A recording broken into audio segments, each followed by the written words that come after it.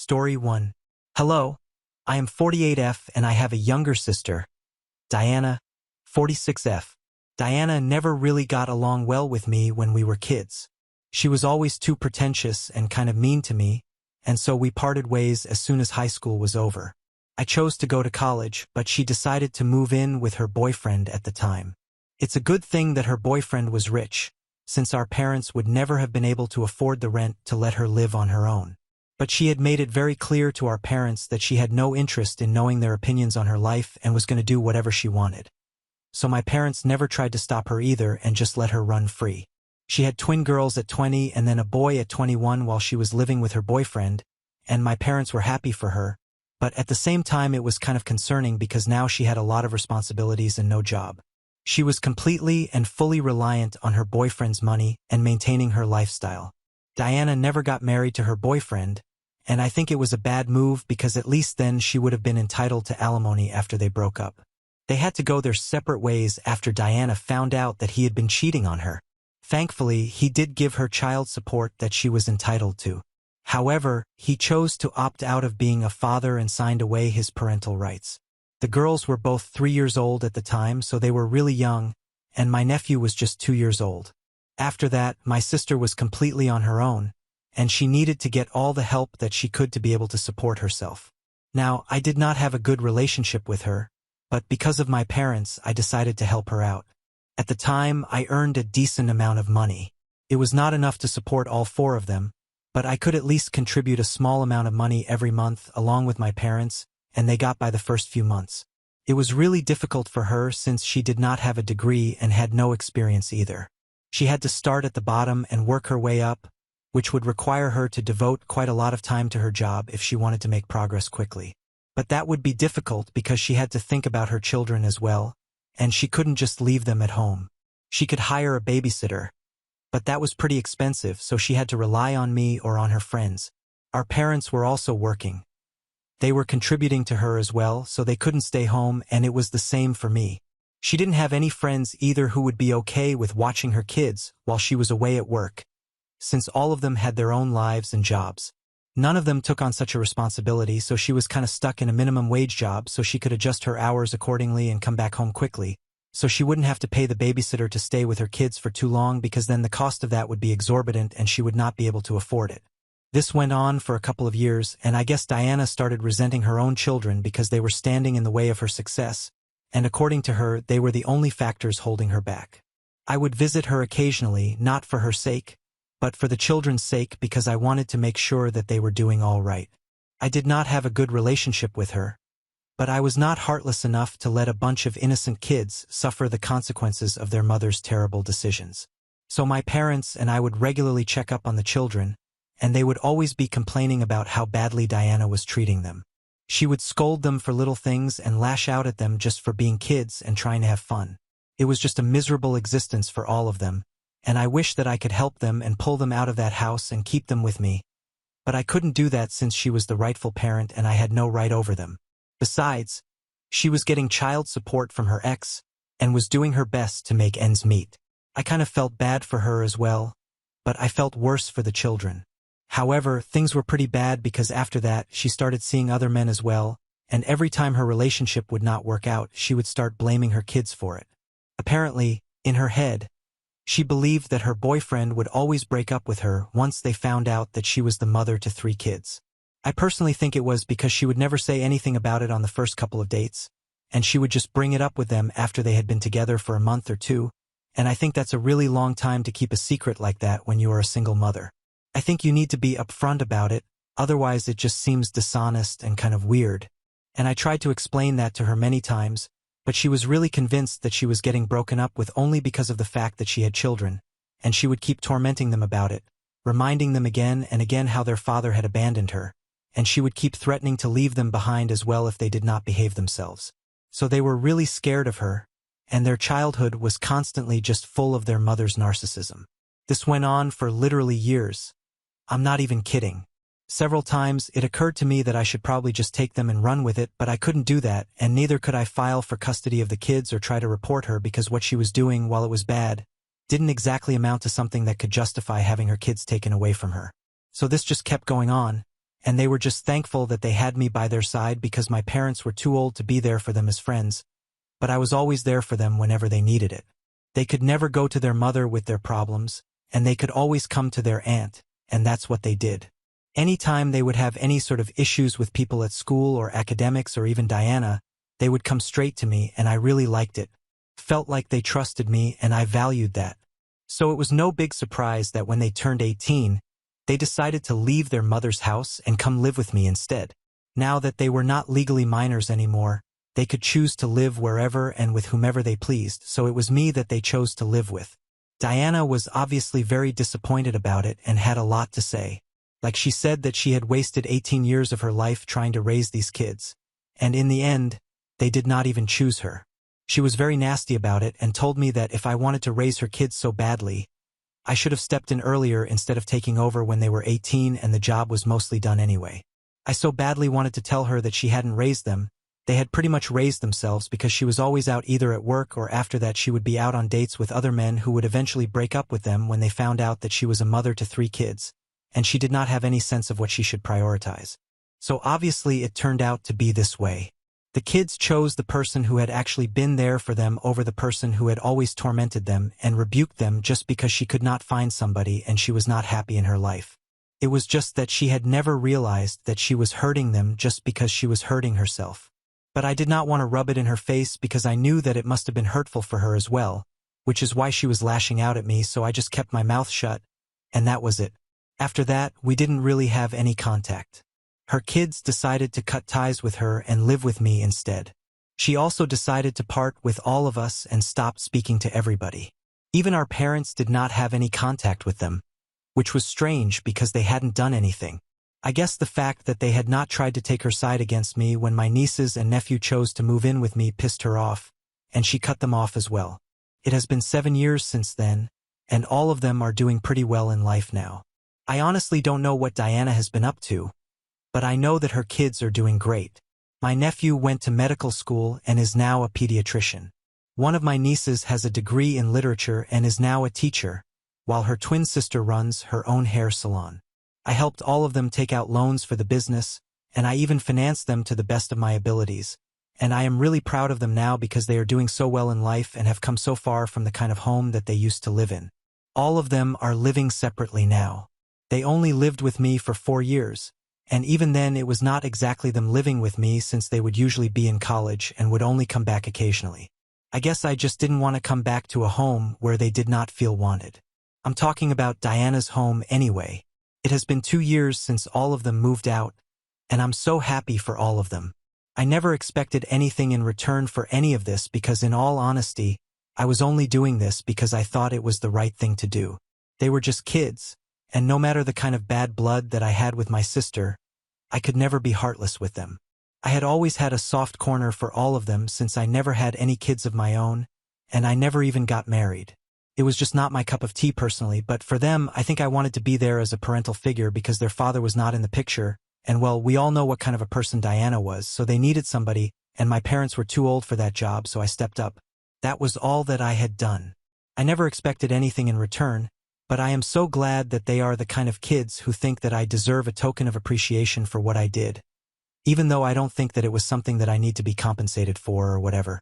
However, about a week ago, I celebrated my 48th birthday, and on my birthday, I obviously invited my friends and my family, including my nieces and my nephew. I had a blast, and my nephew was kind enough to organize everything for me. Even though I wanted to pay for everything, he told me that he was going to cover the expenses because now he was making enough money to do things for me and express his gratitude. After the party was over, the 3 of them sat me down for a conversation and told me that the 3 of them had talked it out, and now that all of them were financially stable, they wanted to show me how grateful they were and were going to collectively write me a check and show me how grateful they were for everything that I had done for them. I tried to tell them that it was not required because I'm still working and I can totally financially support myself right now, so I don't need this, but they told me that it was not because they wanted to pay off the debt. They were sweet enough to tell me that they would never be able to pay off whatever I had done for them because it was not a tangible amount, but the kind of support that I had shown them and the faith that I had always had in them, that was not something that they could compensate me for, and so this was a little attempt at trying to express their gratitude. I was really touched by the heartfelt gesture, and I decided to post about it on social media. I just wanted to appreciate them for whatever they were doing for me. My sister and I have not been in touch for the past few years, so I do not think that she would care anyway.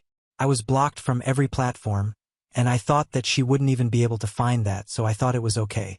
And honestly, Diana had never bothered to get back in touch with us and try to find out how her children were doing after they had left home. Agreed, it was they who had cut ties with her first and moved in with me so they would be away from her, but that was kind of her own fault.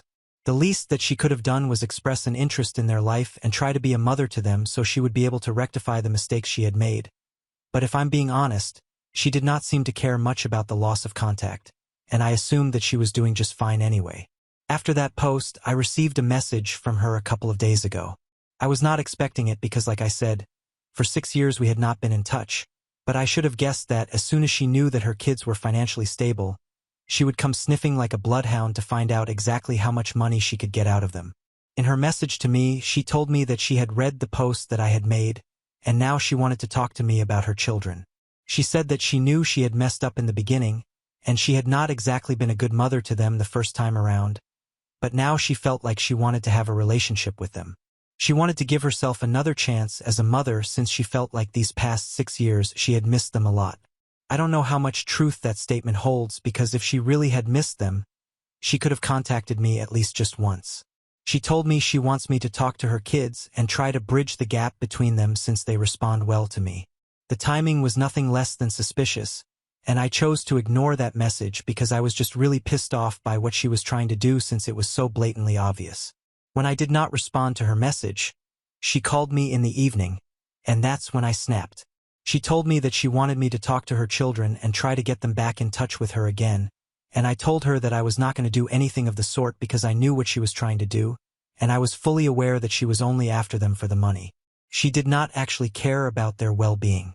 She was pretending to care about it because she wanted access to them, and by them I meant their bank accounts. She had absolutely zero interest in being a mother again. If she actually regretted what she had done, she would have reached out to them directly instead of talking to me about it. She couldn't even let go of her pride and ego for 1 second. She still wanted her kids to reach out to her even though it was she who had messed up in the first place. It was astounding how she was so entitled. She tried to argue with me and told me that she was not after them for the money, and it was insulting that I would imply it, but I told her I was not implying it. I was sure of it because it was pretty transparent, and I was disgusted and repulsed by what she was trying to do. She then tried to tell me that I was stealing everything from her. First, I had stolen her children from her, and now I was stealing a fortune from her as well. So I told her that I did not need the money, and I was initially skeptical about accepting the check, but now I was going to take it all away from her because she did not deserve it. And now she's crying about it on social media and going around telling everybody about what I said, trying to make me look like the bad guy. Some of my relatives actually think that I went too far with what I said, and it kind of made me seem greedy and think that I owe her an apology, which is unbelievable, and that's why I'm here to ask if I am because I told my sister that she does not deserve the money that her kids have decided to give to me. Update 1. Hey, so I discussed this incident with my nephew and nieces as the comments told me to. They told me that they already had heard about this from a couple of relatives, and they had been thinking about talking to me about it but didn't exactly have the time to. However, now that I had called them over and discussed it with them, they told me that they thought I did the right thing. My nephew was very upfront about his feelings and said that he had never thought of his mother as a maternal figure in his life, and it had always been me because she had never even been there for him, and my niece had agreed with him. He had always been the most outspoken of the lot. It was unsurprising that it was all coming from him, and my nieces were too emotional to talk, but he was really angry and upset and told me that Diana had to speak to me because she had never done the bare minimum, and that was because of the fact that she was getting child support money from their father, and even then she would constantly taunt them and make them feel bad about simply existing. It was not even their fault, which is true. So they think that I did the right thing and have told me that they are not going to get in touch with their mother no matter what happens, and they also feel that I should stand up for myself and tell my side of the story online since Diana has decided to talk crap about me, and social media is the best way to get the message across, so I guess that's what I'm going to do. I'm really glad that they decided to take my side on this because my parents are staying out of it altogether and have told me that they don't want to be involved. I find it really weird because Diana never spoke to them either after she was cut off by her children, and I find my parents' diplomatic approach to this situation really strange because they have never been in touch with Diana in the past 6 years either. I was kind of disappointed by that, but anyway, at least my nieces and my nephew are on my side. And now coming to a question that a lot of people had for me, which is why did I not file for custody and have the children taken away from Diana if I knew that she was a bad mother and was not treating them well? Well, I mentioned in my post that while what she was doing was not right, it also did not qualify as torture or abuse or neglect. She was just mean to them all the time and wasn't exactly emotionally available for her children. So maybe I could have filed for custody, but it would be very unlikely that I would be able to get the children under my care. Courts usually want families to stick together, and here in their case they had already lost a father. Their father had walked out of their life and their mother was the only biological parent that they had remaining, so naturally, the court would want the family to stick together. And I knew for a fact that if I filed any sort of petition against her or took any sort of legal action against Diana, she would make sure immediately that I never got to see them again. She would make sure that she took the kids far away from me, and it was already unlikely that I would be able to take them away from her and get full custody, so it would just be putting them in a very risky situation, which is why I decided to play it safe and just keep in touch with them and be there for them all the time. I don't know if it was the right thing to do in the long run, but at the time it seemed like the only solution. Maybe there could have been better ways to deal with it, but it was the only one that I could think of, and that's why I did what I thought was the right thing to do. It was not easy for me, and for years I kept contemplating whether I should file for custody or not or have them taken away from her somehow and have them rehomed, but there is just no telling what might have happened, and I thought that it was better for them to stay with their mother and have contact with me and my parents rather than any sort of risk in this kind of a situation. I hope that answers the questions that most people had for me, and maybe I might come off as a bad guy for what I did, but I don't really care. I know that the kids are doing well in their lives now, and I did whatever I could to keep them happy and safe, and I was always there for them, so I have no reason to feel guilty about anything. Update 2. Hey, so it has been 1 week since that message from Diana, and today I've been receiving a lot of phone calls from relatives and people who have been speaking to her, and they were telling me how wrong I was and stuff like that. It was getting really tiring, and I was busy with work, which is why I had not been able to make a post earlier, but today I decided that I had had enough. After a short discussion with my nephew and my nieces, I decided to finally put up a post sharing my side of the story and also in a way sharing their side of the story since I don't think anybody in the family knew exactly how much those kids had been through in their childhood, how many taunts they had to face every single day just because Diana had decided to get pregnant earlier and had dropped everything for her boyfriend at the time. Even after that, she kept blaming other people for her own decisions and tried to make it seem like she was doing everything in her power to do right by her children, but in reality, she was never there for them. And I think since she was telling everybody about how I had stolen her kids from her and I was now stealing a fortune from her as well now that her children were doing well financially, people deserve to know the reality of the situation, not just her warped version of things where she was somehow the victim instead of being the person who tormented everybody. They were already judging me for a lot of things because they only knew her side of the story and sympathized with her, but in reality, it was me who deserved to tell my side of the story along with her kids. So I typed everything out a couple of hours ago, and I made the post. So far, she has not said anything to me, and the only messages that I have received are from my relatives who were judging me earlier. Now they have suddenly flipped and are trying to tell me that they judged me too quickly, and they want to apologize to me, but honestly, it does not mean anything to me. I just wanted them to know the truth.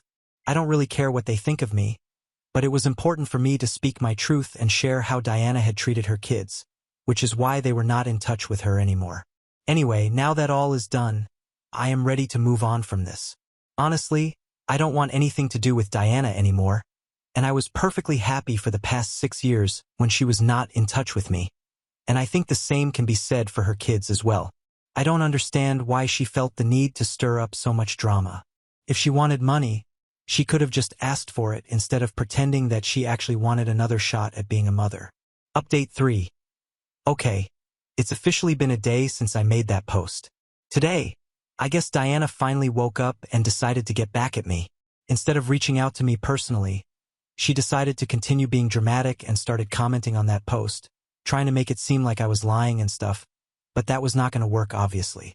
As soon as she tried to comment, her kids started commenting and replying to her, reminding her of very specific incidents from their childhood where she had been horrible to them. That went on for about an hour or so, and honestly, I did not even feel bad about it. Neither did anybody else because my nephew, my nieces, and we were all thoroughly enjoying this process. They were completely humiliating her, and there was no way that she could lie her way out of this because every single lie that she was trying to tell in order to make me seem like the bad guy, she was getting caught out.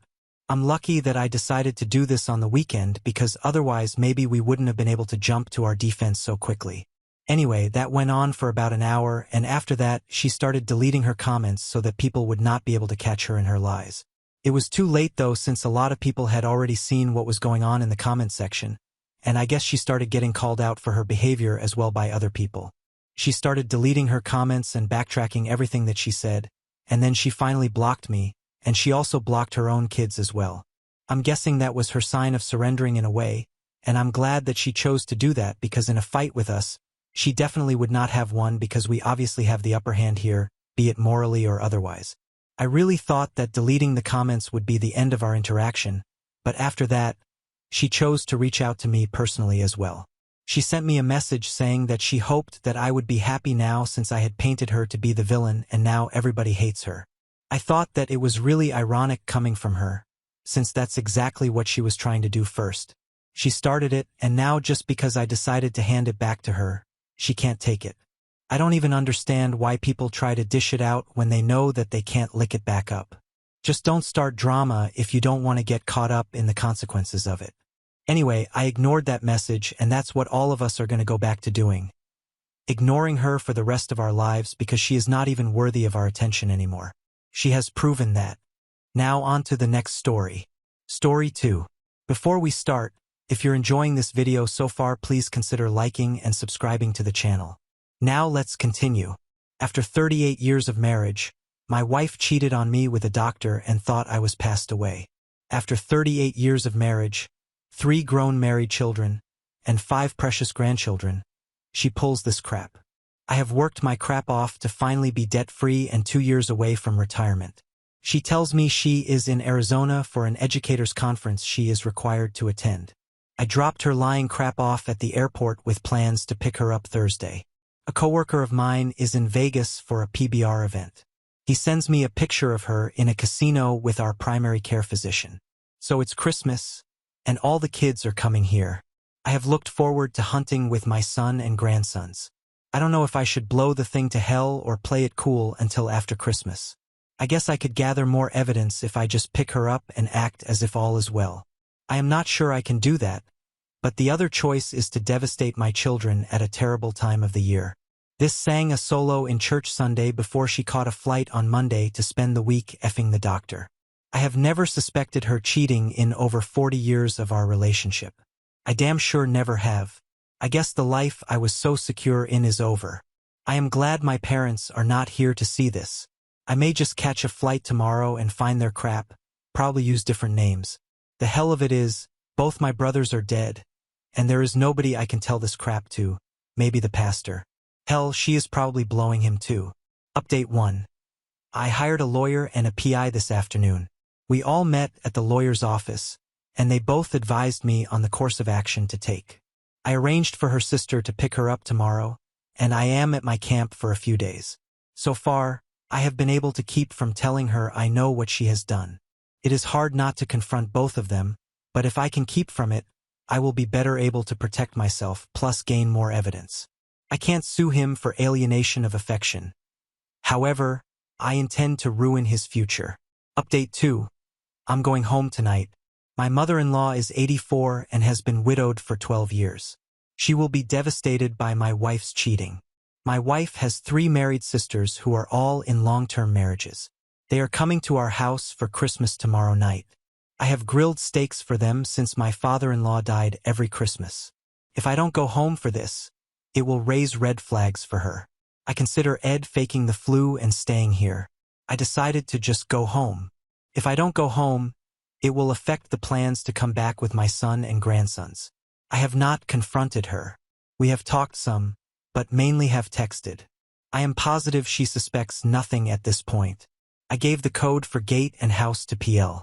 He took an IT guy and was able to access her desktop while she was at work. Some way he is receiving her text now from my cloud. I don't really understand how he was able to accomplish this, but he did. I am not in contact with the PI or lawyer every day. I have no idea what all he has been able to find.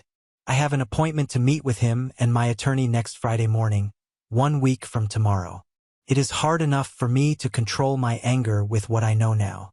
I believe I am spending unnecessarily at this point for PL, however. The attorney wants me to continue to gather evidence until I confront her. I plan to get what he is next week and hopefully be able to quit paying him. I always go to camp the week before and after Christmas. She will suspect nothing if I can hold off slapping the crap out of her when I get home. I will leave again Sunday. My son and grandsons are scheduled to hunt the week before Christmas, as we do every year. I have not seen her in almost 2 weeks. I never thought the love I had for her could turn to this much hatred and contempt. My plan is to gift wrap the evidence I get next Friday. After Christmas lunch, we will open gifts with our children and grandchildren. I am going to let her open hers last, tell her to show our children, take her phone and leave. My next stop will be the doctor's house where I will deliver the evidence to his wife and family. I will then file for divorce. Thanks for allowing me to share my story in real time. It is the only outlet at this point I have. Update 3. I came home from the camp last Thursday evening. She was home. I was exhausted from not being able to sleep, and our conversation was minimal. Friday night, we had our Christmas gathering with her mother and 3 sisters at our house. I was able to pull that off without her suspecting anything. Saturday was gone most of the day, and after church Sunday, I returned to my camp. My son and grandson met me and my oldest grandson there Sunday night. We hunted all week, and I have returned home tonight. We have no plans for tomorrow. Our children and grandchildren will attend church with us Sunday and then come here for Christmas lunch and gifts. I have been able to control my emotions in a manner no one has suspected the life-changing situation I am in. I have reconsidered the method I'm going to use to reveal her affair. I am not going to confront her on Christmas. I have an appointment with my attorney Tuesday morning.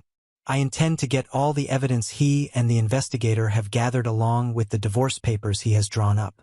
I intend to have my son and 2 daughters come to our house for a family meeting and expose her affair to them as well as confront her at the same time. I want to do this Tuesday night. I am not sure at this point how I will confront the doctor and his wife. My intentions are to destroy his reputation and career through any means available to me. Thanks for your messages of support. Update 4. We made it through Christmas with my children, grandchildren, and in-laws. Monday morning, I went and saw my pastor and told him the situation. He facilitated a meeting with me and AP's wife. We agreed to confront our spouses on Monday night, requiring them to write a detailed letter of the affair. I did and did not allow my wife to say anything to me. I told her I knew she was in Vegas and who she was with. I told her to write the letter of detail, and if there was any contradiction to evidence I had, there would no chance of reconciliation. Tuesday morning, I met with attorney and obtained evidence collected and received advice from my attorney. Tuesday afternoon, met with AP's employer demanding he'd be terminated. He was today. Tuesday night, my children came, and their mother told them what she had done. They are shocked and hurt. My wife went home with my daughter and remains there still. I am trying to decide my best course of action. I see no path to reconciliation. I will determine what other action to take with AP after I'm sure of what I need to do with my own marriage. She confessed to everything and gave an answer for every specific detail I required in her letter. Thanks for your well wishes. I am doing fine considering where I am. Update 5. I'm going to try to answer your questions. 1. Did you ask her why? Of course I asked why. She said she didn't know why. She described to me and my children that she felt like an addict. She knew she was destroying her life but would not stop. She told our children no child should ever have to be disappointed or embarrassed by their mother's immortality. That they didn't deserve the shame of a. I am not going to say all she has said to me simply because I don't know if any of it is true. 2. How did she act? She is completely destroyed, remorseful, begging for forgiveness for me and children. She does understand what she has done. 3. How did my children react? By one telling her and the other 2 agreeing it would have been easier to bury you than this. 4. Do I want to be married? Sure I do. That's why I didn't never cheat on my wife. 5. Have I met the AP's wife and told her? Yes, we have met twice, communicated by phone and text several times. 6. Do I not care for his family by having him fired? I care more for the next patient wife he gets a heart on for. 7. Am I divorcing her? I don't know. 8. Have I sought therapy? Not at this time. What I need is for this to go away. If you know of anyone that can make that happen, by all means, I will do therapy. I can tell you that every situation is unique in its elements, personalities, and complexities. I could and would have dealt differently at a different time of my life than I am now. It is very easy to know just what to do when you are behind a keyboard.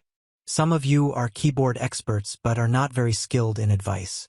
Some of the comments you have made are without you knowing every nuance I'm dealing with. Others have been a great source of strength. One Redditor has been a valuable source of wisdom, knowledge, and encouragement to me. He has helped me in more ways than I will even try to thank him for. It is very strange of my personality to have found such a kindred spirit with an anonymous soul. That is about all the questions I remember, but I'm going to browse some subs for a while, so hell, just ask me whatever you want to know. It ain't like I got to spend quality time with my wife. She ain't chair. Oh yeah, why is she at my daughter's and not my in-laws? Her dad is dead. Her mom is 84. What the hell? I don't want her mom to have to deal with this BS.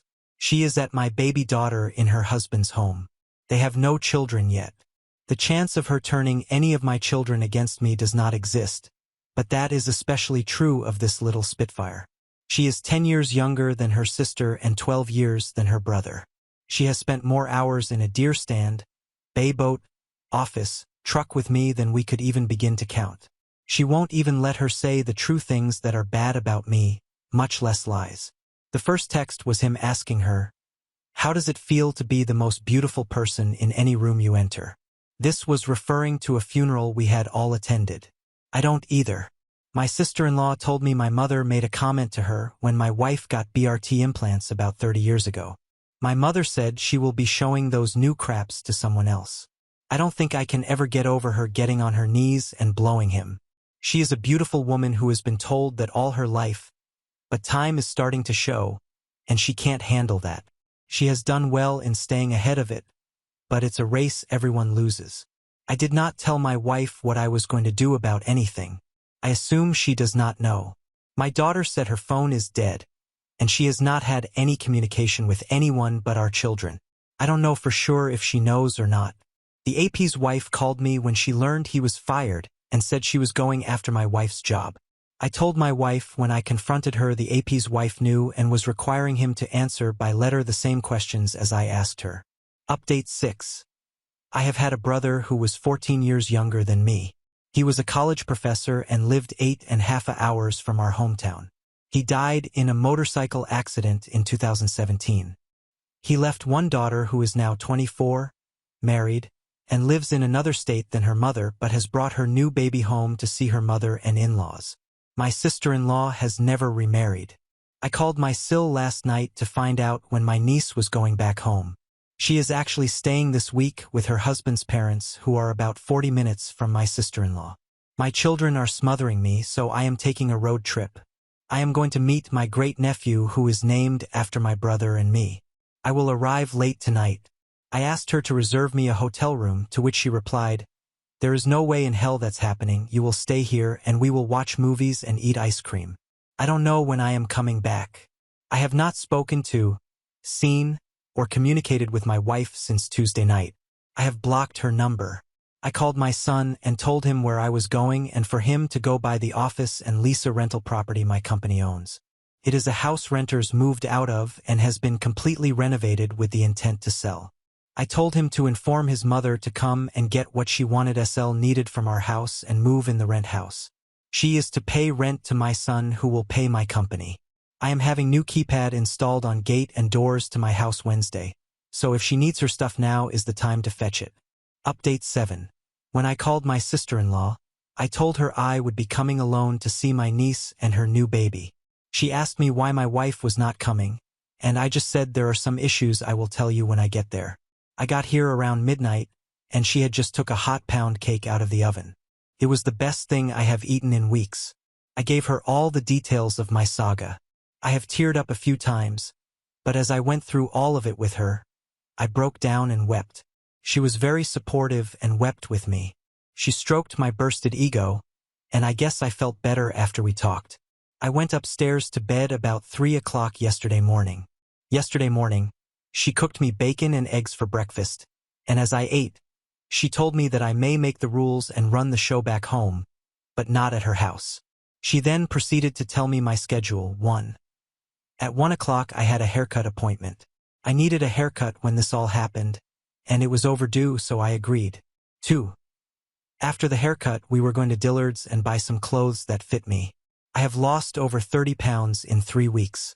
3. I was going to go with her to a friend's house that was having a bonfire and fireworks for a little while last night. 4. I was going to go with her to church today, and she was going to go visit her parents this afternoon. 5. She is cooking supper tonight, and her daughter and son-in-law are coming to eat and visit. 6. Her son-in-law is taking me deer hunting tomorrow with dogs on an 8,000-acre timber co he is a part of. He is off all week, and if I want to, I can stay and hunt all week if I want to, and she will wash my clothes and feed me. I have never done it, so I don't know what to expect. 7. We are not going to talk about my problems again until I leave to go home. So hell, I did what I was told to do. She went with me to her regular salon. On the way there, she said, I'm going to use you to have some fun. When I introduce you, I'm going to give them your first and middle name. I asked her what the hell, and she just laughed and said just play along. I am going to give these tramps something to talk about. My middle name is my mother's maiden name, and that's how she introduced me to her hairstylist. During my haircut, she asked me where I was from, and I told her Detroit. There is no way my accent would allow me to be from Detroit. My sister-in-law never missed a beat and said he's a logger. Next stop, Dillard's. I have not been shopping for anything in years. Wound up buying 3 new pants for shirts, 2 pairs of shoes, a tie. Can you believe $75 for a tie? And a heart share mark suit. According to her, it is the only suit my brother would wear.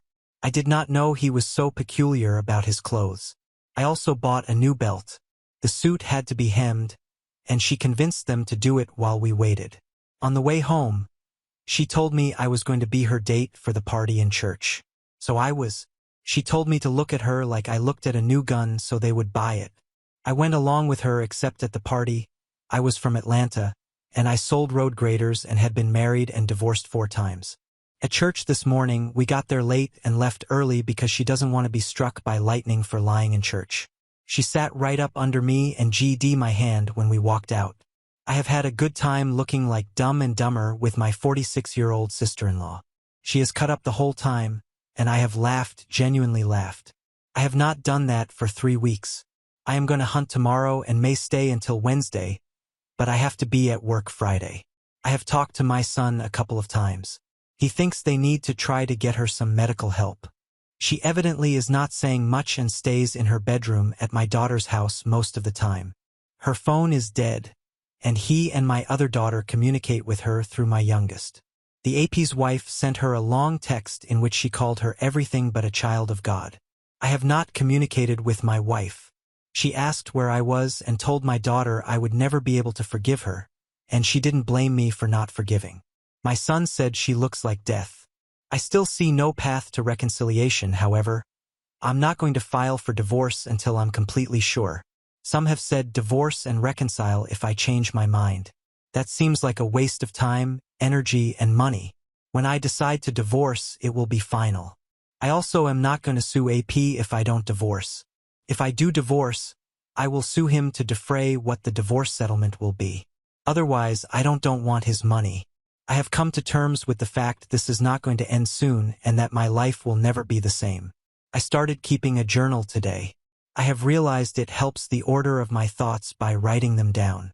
Thanks again for your encouragement. It has helped me. Update 8. My daughters took my wife to ER yesterday morning. She was dehydrated. Tests showed her kidney function was not what it should be. She was exhibiting signs of confusion. She was admitted, drip started, and labs will be done again today. A psych evaluation has also been ordered for her. They were told to expect her to be in hospital for most of the week. My son contacted her sisters and told them she was hospitalized and that I was out of town. Her sisters and mother are unaware of her affair to my knowledge. I plan on going and sitting down with her mother and oldest sister this weekend. Looking back, I should have done that this past Friday before I left town. I am still at my sister-in-law's house Sparkplug. I hunted yesterday, but it is raining today, and I opted not to go again this morning.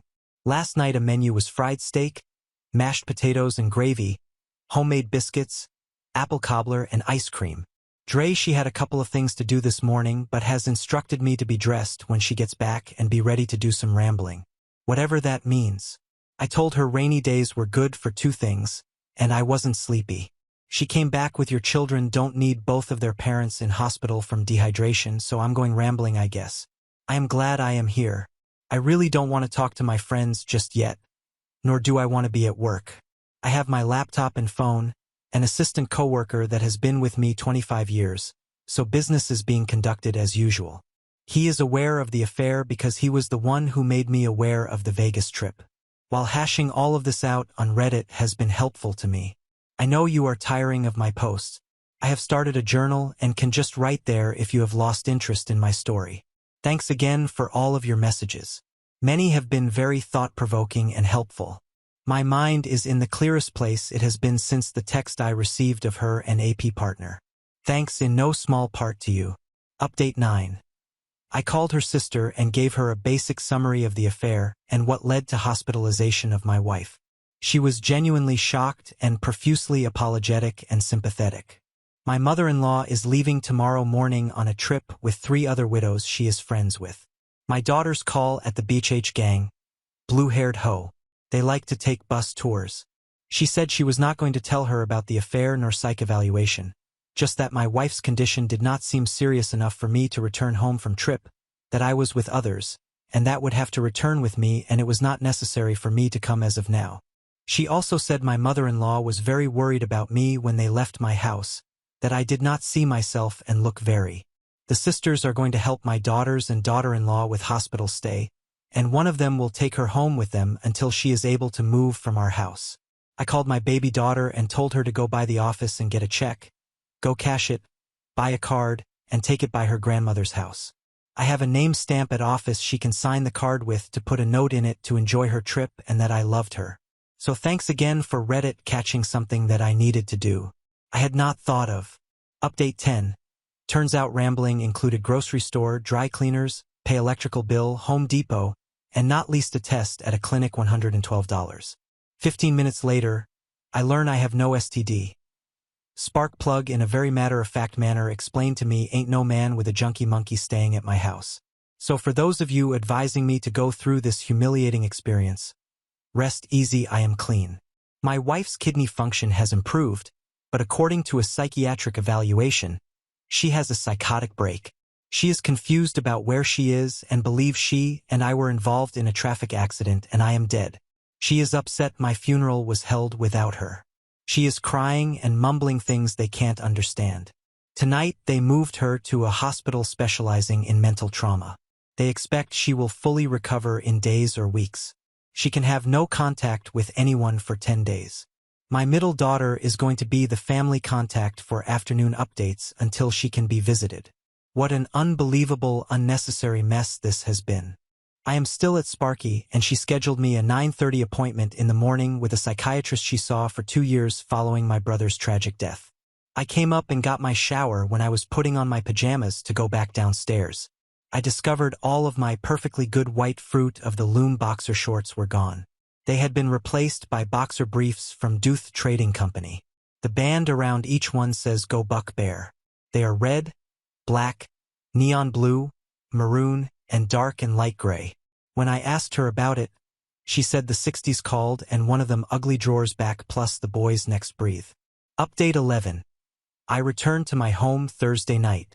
I had an appointment Thursday morning with a psychologist my sister-in-law used following the death of my brother, her husband. It was not a good meeting.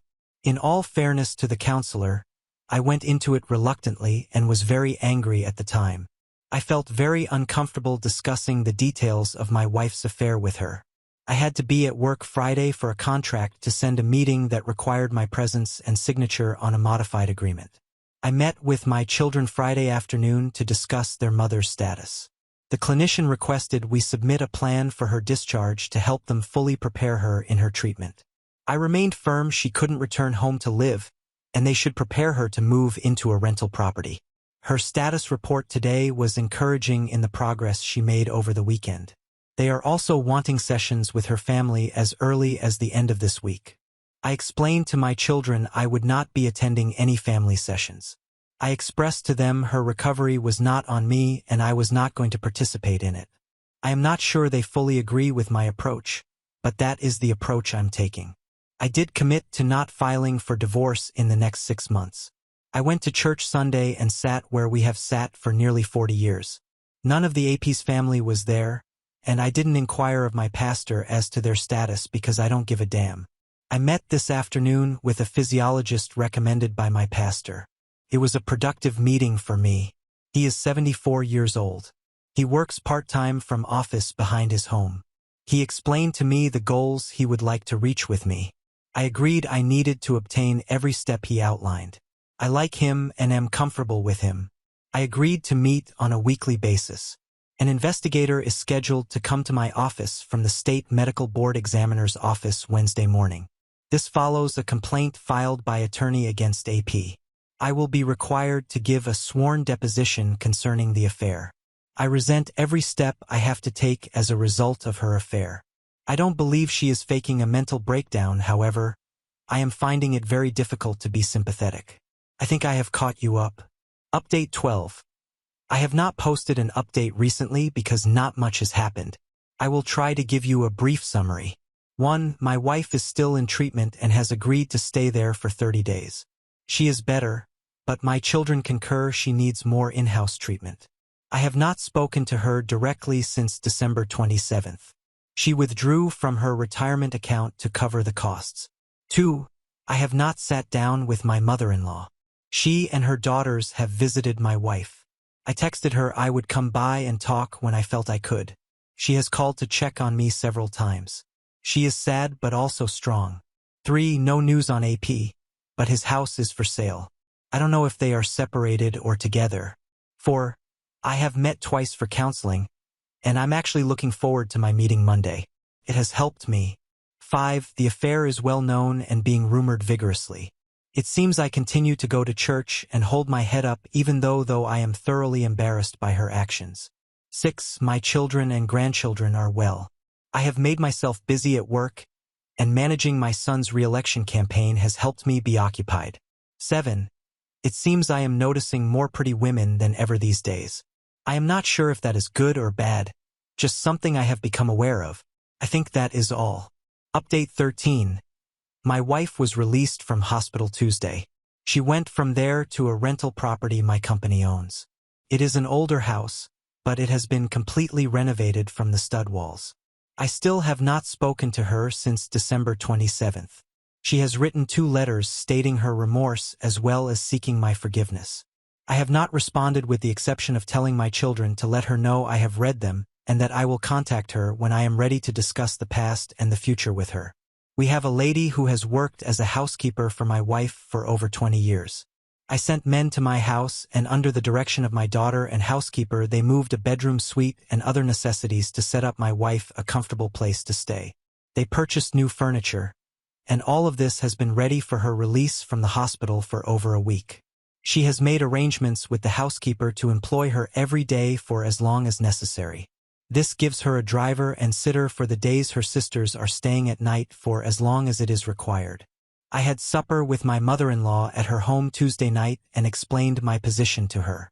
She was very understanding and expressed her support for me. I understand from my son that his grandmother visited his mother last night and was less than sympathetic to her. Evidently, she did not spare my wife's feelings with what she told her. This is the first time they discuss my wife's betrayal. I am going to Sparky tomorrow. She has tickets for a concert Saturday night. She and a girlfriend were going, but the friend is not going due to the funeral of a coworker Saturday. We will fly tomorrow afternoon to North Carolina and return Sunday afternoon. I am looking forward to doing something different, and hopefully I will enjoy it. I am actually enjoying counseling and look forward to the weekly sessions. It seems to help me compartmentalize the pieces of my life. Update 14. I'm going to try to give an update on my status. Thanks to everyone who has been interested. I continue to do weekly counseling sessions. I have found these to be helpful in organizing, processing, and acting upon my thoughts, emotions, and plans. Many have asked how I am doing. The easiest way to answer the question is to say I'm fine, and I am. I am also heartbroken, angry, lonely, and extremely sad about what our life and marriage has become. I will try to answer your questions. 1. I have sat down with my wife several times and talked about our situation, how we got here, the specific details of her betrayal to me and our family, a path forward from here. We have done this alone and with our children. I have also attended 2 of her counseling sessions, one with just her, the other with her and our 3 children. 2. I can't reconcile to her at this point in our life. Here are my reasons. A. The affair was physical. B. The affair included planning a trip and allowing me to unwittingly drive her to get on a plane, kissing me by telling me she loved me, and then go lay up for several days with him in a hotel. C. She will require medical treatment for the rest of her life, including medication, counseling, etc., because of a psychotic breakdown brought on by her treachery. This is not cancer, dementia, or any other natural unavoidable disease. I would have stood by her through any of that. D. The person I loved was honest, full of life, joyful, revered, respected, and beautiful. That person does not exist anymore. She is broken, sad, pitiful, and medicated. She has retired. 3. I have asked my lawyer to draw up a settlement agreement. I made a full disclosure of all financial information available to her and my children. I want my children to be satisfied I have treated her fairly. 4. She remains remorseful, begging for forgiveness, and unwilling to talk about a monetary settlement or divorce. 5. My children would like for me to be able to reconcile with their mother, yet they seem to understand my position. Easter was a big family weekend for us. This Easter they did their own family things. My wife and I were not included in their plans. It seems they are trying to find a new normal. I know nothing about the status of the AP's case before the state board. He is working in an emergency room in a neighboring state. Thank you for your concern. Now on to the next story. Story 3. Caught my girlfriend cheating with a felon, so I gathered evidence and tipped off the cops to lock him up and ruin both their lives. If you hate or have trouble reading, stop reading now. My story is long, but tragically true, and I wouldn't wish my life upon anyone, not even those I chose to exact revenge on. I will have to accept and reveal a few things about myself that I'd rather not, and am not proud of. I was 19 when my father was diagnosed with pancreatic cancer. Things were very challenging with my mom working 9 to 9. I took the job of caring for him. After a long 4-year battle with cancer, he passed away after a triple bypass surgery. My dad's passing completely changed my mom. I tried to be strong for her and me. These were indeed dark times, and they changed me completely. I didn't focus in school and my grades slipped. I also had to work an after-school job to support my mom, 'cause she was a wreck. Something changed inside of me. I had lived a somewhat sheltered life due to regularly attending church and church activities. When my father passed, if I wanted to go to college, I would have to pay for it out of pocket. I did not qualify for any loans. With everything at home and the constant demand for extra cash, my job paid me minimum wage that got us nowhere. A friend introduced me to drugs. He told me if I needed the extra cash, I could come work for him and his buddies. They were drug dealers, and eventually I started to deliver coke for them. After some months of pushing coke, I raised enough money. I finished high school with enough money to fund college. I was several years into college. I never bought flashy clothes or threw money around to impress anyone. I kept as low a profile as I could, and I finished my BA degree in 3 years due to having plenty of free time. I initially wanted to be a lawyer, but I had known far too many corrupt cops and officials pushing coke. I did study law but had no goal of ever passing the bar, because I wanted to become, and eventually became, a paralegal. I reacquainted with a high school classmate named Rita in college. We were close in high school.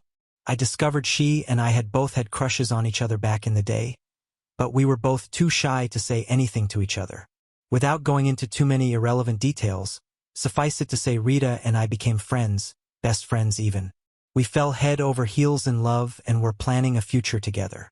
Both of our previous relationships had been total failures, mine in particular. It had left me feeling completely dead inside, as if I was incapable of loving. It had been years since I had dated on purpose. My previous ex, I will call Becky, had done cold and heartless things to cause our breakup. I was good to her, saving her from an abusive relationship, never abusing her, and teaching her that no human deserves to be used, but she left me broken and in shambles. Finding Rita gave me hope, but it also made me recognize that every relationship before her had failed me. Rita was the love of my life. We were meant to be together. We took it slowly at first. 2 years passed, and I opened more and more to her. I told her about what had happened with Becky, my dad, and all. She sympathized with me, and she was very empathic. We started sleeping together and eventually became a couple. She seemed to appreciate that I actually listened, spoke honestly, and was protective of her. She said she loved me, and I admitted I loved her. I never told her how I'd paid for college or the things I'd seen or done. She didn't need to know. I was afraid it had ruined things with her. We loved each other and already had plans to start a family. A few months later, disaster struck. My mother had a terrible accident. She was crushed by a large shelving unit. It was pretty bad. She was taken to the hospital by the neighbors who found her. She had to undergo some medical tests. She sustained many injuries and a few broken bones. It was discovered that my mom had a leaking heart valve. The tests were to see if they could repair the valve. A week later, we got the good news that the valve could be replaced, but we also got bad news. During the tests, they identified 5 small masses in and around her left kidney with a high probability that the masses were tumors and malignant. The doctors did a biopsy to discover she did, in fact, have renal kidney cancer. She began treatment, and I knew I had to stay focused on my mother. Things had been going great with Rita. We had moved in together. It was a town about 30 miles from my mom's. When I told Rita about my mother, she expressed concern and support. When I explained it meant we would see less of each other, she assured me that she had no desire to put things between us on hold. She said she wanted to be there for me in no other way than his emotional support. I urged Rita that if she decided she wanted to take a break or thought she might be interested in anyone she met, to say to me and I would understand. She assured me that she cherished me and that nobody could ever take my place. My mom started chemo. Initially, the chemotherapy seemed to have none of the horrible side effects. It was well into her 2nd month before she noticed weakness and a loss of appetite. I talked to and texted Rita multiple times per day, every day. She would message me asking how my mom was doing as soon as she woke up each morning, and we often spent hours before falling asleep talking and telling each other how much we were missed. We got to see and spend the night together about every 2 weeks, but everything seemed fine when we did. My mom's condition worsened, so I told Rita that she could go out with friends and enjoy life as summer began. I knew Rita would enjoy going to outdoor activities even without me. My mom's failing health that summer meant no fun in the sun for me. Rita would go out with friends, and I enjoyed hearing about the silly things she and her friends did. I was genuinely glad she wasn't shut in and over issues in my life. She always expressed concern and sadness when I told her what was happening with my mom. The chemo was killing the cancer cells, however, she was growing frilier and frilier. I realized cancer was no longer destroying my mother. The medicine was. I needed to take a break, so a group of my mom's friends came to sit with her to give me a little free time on my own. I called Rita as I was nearing her town. She gave me the address of where she and her friends were to meet them. When I arrived, I saw most of her friends, which I'd already met. As I made my way through the house to the back deck, I saw a guy sitting close to Rita. They were both laughing and cutting up with other friends. She introduced me as her boyfriend to the guy we will call Henry. He gave me a firm handshake. He said, "I'm happy to meet you." I acted politely toward him. I don't think Rita realized I felt something was fishy with Henry right away. I'm sure many people have a gut feeling when encountering someone suspicious. Because of my criminal activity many years ago, I guess it takes one to know one. One instinct told me there was something shady about Henry. I knew he was new to their group of friends. None of them, including Rita, had known him longer than a couple of months. To be clear, what I was experiencing at the time was not jealousy, as I now realize Rita had many male friends, all of whom I genuinely liked, but there was something I sensed about Henry that made me a bit skeptical about his character.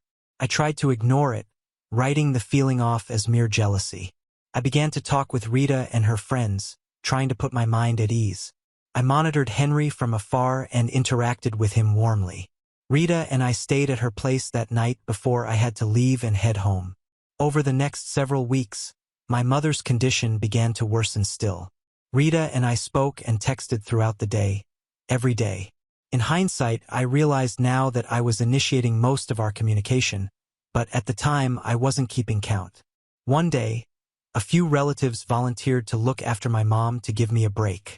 I headed to see Rita, calling her on the way. She told me what restaurant she and her friends were having dinner at, so I made my way there. I was pulling into a parking space and saw Henry get into a late model black Buick. He pulled out, though he did not see me, unfamiliar with my car. I made my way inside where Rita and her friends greeted me with hugs and words of sympathy and encouragement. We all had dinner and a few drinks before Rita and I went back to her place. Before bed, I casually asked why Henry had left before I got to say hello. Rita stated she had no idea and didn't know if Henry had even been at the restaurant. The restaurant we'd eaten at was in a strip mall with several other businesses. I thought perhaps he had come out of one of those stores and neither Rita nor her friends had seen him. At any rate, I again stayed with her that night before heading back to my place. About noon the next day, my mother became critically ill and had to be transported to the hospital by ambulance. She had pneumonia and was extremely weak due to the chemo and susceptible to many ailments. For 3 weeks she was hospitalized. They gave her many medications via and for, but her condition worsened each day. It wasn't good seeing her like that. The doctors finally informed me she had at most a week or so to live. I knew she would not want to leave this earth in that gloomy hospital room, so the staff arranged to bring her home and help me make her last few days as peaceful as possible. When everything was set up, we got my mom home. Though extremely weak, she was glad to see her house in familiar settings once again. We both knew she didn't have much longer to live. While she was afraid, she told me she wanted me to be strong for her, and also told me she was ready to go and see my dad once again after so long. I got one of my mom's friends from church to look after her for a few hours and got in my car and drove to see Rita without calling. I hadn't called because I was crying hard. Watching my mom suffer was overwhelming. I wouldn't have been able to speak. When I arrived, because of my mother's impending death at the time, I knew Rita would know what to say to comfort me. I got to Rita's house. I saw a black Buick parked behind her car.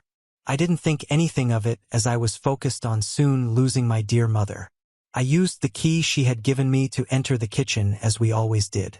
I heard music playing as soon as the door opened, but I didn't think much of it because I didn't see anyone in the living room or on the back porch. As I walked down the hallway toward her bedroom and heard noises coming from inside, I paused. Then I reached for the door handle. I stopped. I realized the sounds I heard were sexual. My heart sank even further as I pulled back my hand, not wanting to draw attention. But slowly I put my hand on the lock and opened the door a creak. I stopped in my tracks as I saw them completely naked going at it hammer and thong, unaware of my presence. Honestly, my first instinct was to run full speed and headbutt him square on his nose, but I knew I had to stay out of trouble for my mother's sake and my job, so I slowly backed away shaking with anger. I went out of the house through the back into my car. I wasn't seen.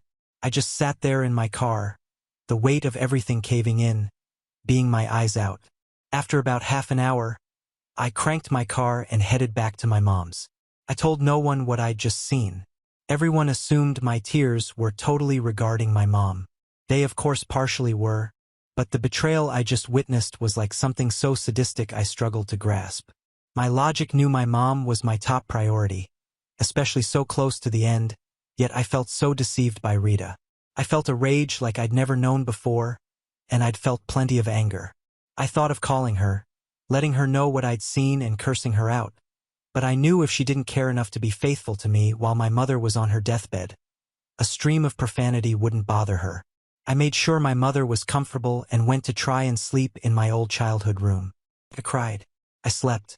I woke up crying, and I cried some more throughout the night. I woke to myself phone ringing and saw it was Rita calling. I ignored the call and the urge to slam the phone against the wall. I went in to check on my mom, who was in a deep sleep due to the morphine they had her on. I managed to text Rita that I was very busy with my mom and would call her later. After forcing myself to eat and take a shower, the hospice nurses came by to check on my mom. After checking her vital signs, they informed me that my mother would die within 48 hours. I thanked them and walked out into the backyard, trying not to lose my mind totally with all that had happened and was about to happen. I managed to text Rita and told her my mother's condition was about the same. I didn't want to see her, I didn't want to talk to her, and I didn't want her showing up. I owed it to my mom to do everything I could to ensure her last moments were as peaceful as I could. The next evening, just before 6 p.m., my mother took her last breath with me by her side, holding her hand as her life expired. The next 3 days I was in meetings with her pastor and making final touches on the church and burial service, but I could not for the life of me get the images of Rita and Henry having sex right in front of me out of my head. The more I thought about it, the angrier I got. I was mad at Rita, furious. But remembering how Henry had been so overly friendly toward me made my blood boil even more. If they hadn't already been intimate when I first met him, they were soon about to. That made me want to know just exactly who the son of a was. I paid a PI to run background checks on Henry. I'd sensed from the moment I met him he was bad news. I was actually angry at myself for ignoring my gut instincts. The PI, a friend from the firm I worked for, got back to me after a week with a file on Henry. There were mug shots of Henry for many years. Before I was once arrested and have done some despicable things in my life, I've known people who have done horrible things intentionally and under the influence of various drugs and substances. Still, Henry had a long rap sheet for various crimes. Several DWIs, reckless driving, and receiving stolen goods, breaking and entering, drug arrests were listed. As I moved down through his record and the arrests got more atrocious, I discovered Henry had been out of prison on early probation for approximately 2 years after serving 10 years. When I saw the charges included the sexual exploitation of a minor and a host of other sexual offenses, I admit I was disgusted. Rita had betrayed me, which hurt enough. The knowledge she may have risked me to God only knew what diseases that felon had gotten as a sex predator and then eventually in prison, made me feel physically ill. I doubted Rita had any idea who she was involved with behind my back. She had a naive, trusting nature that had given her issues before, but never like that. I had no doubt anyone who knew of Henry's record would have considered him a vile creature. He should never have been let out of prison. But I had my mom's funeral to focus on and had to pull myself together. By the time her funeral was over and everyone had left, I was exhausted and mentally spent. As I put my head on the pillow to try and sleep, Rita called, not knowing my mom had passed or that I knew what she had up to. She'd been texting and calling much less in the days before my discovery and after. I answered the phone and tried my best to sound as glad to hear from her as I could. I didn't let on anything had changed with my mom's status, nor that I knew about her and Henry, or what I knew about Henry. I let her do most of the talking and internalized every word I knew to be a lie, as if I totally believed her and appreciated her false sympathy when she claimed she missed me. As we said goodbye, I lied and told her the same, but in all honesty, at that moment, if she dropped dead, I would not have cared in the least. I had a few weeks off from work with bereavement. I knew things with Rita were over and done with, but part of me couldn't help but struggle with how cruelly she had treated me, intentionally or not. I was glad to know the truth about her and will before any further lies and betrayal could occur, but I felt what both of them had done to me at a time when I was struggling to keep it together was just flat out wrong. I wanted revenge. I wanted to destroy both of their lives and yet never let either know I had any part of it. I called my Human Resources Department and filled out the necessary FMLA Family Medical Leave Act paperwork to stay out longer than my given 2 weeks. I honestly had no reason to worry about getting fired, but I took the legal route and had enough to pay my bills for half a year or more if necessary. To have my revenge on Henry It was quite easy as he was on parole and a felon. Even a minor charge would get him sent back to prison to finish his original sentence. But I didn't want him to just have to finish out his original sentence. I wanted new charges that would bring him so much time behind bars he'd never see freedom again. I met his parole officer on many occasions, and she knew me well enough that if I had called, she would have investigated Henry's felons. With a record like that, I knew he'd have difficulties gaining employment. If he had a job, I had my doubts he was gainfully employed in something legal to be able to afford a new Buick and insurance. I parked down the street from Rita in a car she would not be familiar with. I saw Henry's Buick in her driveway. I sat in silence and waited. It was around 2 a.m. when I heard him start his engine. Before pulling off from her driveway, I casually followed him, not wanting him to suspect he was being followed. It was time I did some digging of my own. Maintaining a reasonable distance, I followed the signal to a cruddy-looking house in a below-average part of Rita town. His car was parked, and he'd already gone inside. I wrote down the license plate number and parked down the street. I slept several hours in view of his house after seeing no activity. I slept at about 8 a.m. in the morning. I got out of the car and bought some breakfast. Throughout the day, it was easy to tell whether Henry had a large group of friends who saw no reason to stay and talk for long, or he was dealing with a highly addictive substance such as cocaine, heroin, or meth. After a few hours, many customers returned for more of the narcotics. Obvious he was selling, and I took photos of each car that stopped by, along with some video. I went back each day at about the same time to document the continuing activity. I also observed each night at about 6 p.m. When I knew Rita was getting off work, he would leave. I trailed him each night to see him meet Rita at a restaurant or go straight to her house. I had major doubts she'd ever been to his house, at least not that house. I had enough evidence to turn into the local police, but I decided to document his activities one more day as I knew he hadn't been out to get more drugs to sell. That last day, I staked out his house around 3 p.m. People stopped coming by, which was unusual. I sat and observed when about 30 minutes later, a large black Cadillac Escalade pulled into his driveway. I had usually seen no more than one person get out of a vehicle to go into Will's house. This time, I observed 3 large males exit the vehicle and open the back door to escort a middle-aged man inside. They stayed in Henry's house for over 2 hours, which absolutely nobody had been doing. I was fairly certain the middle-aged man was his source for the drugs he was selling.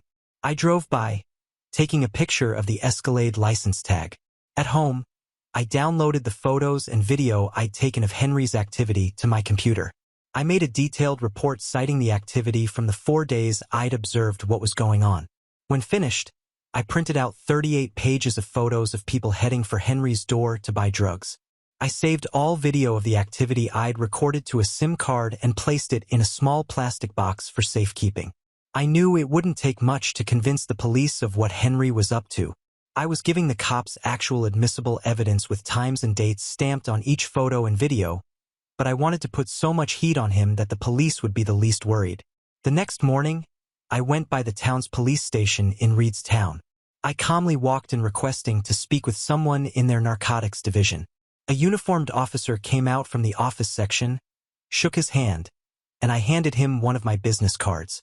He stares at the card for several seconds and asks 2 of the lawyers in the firm I worked for about me.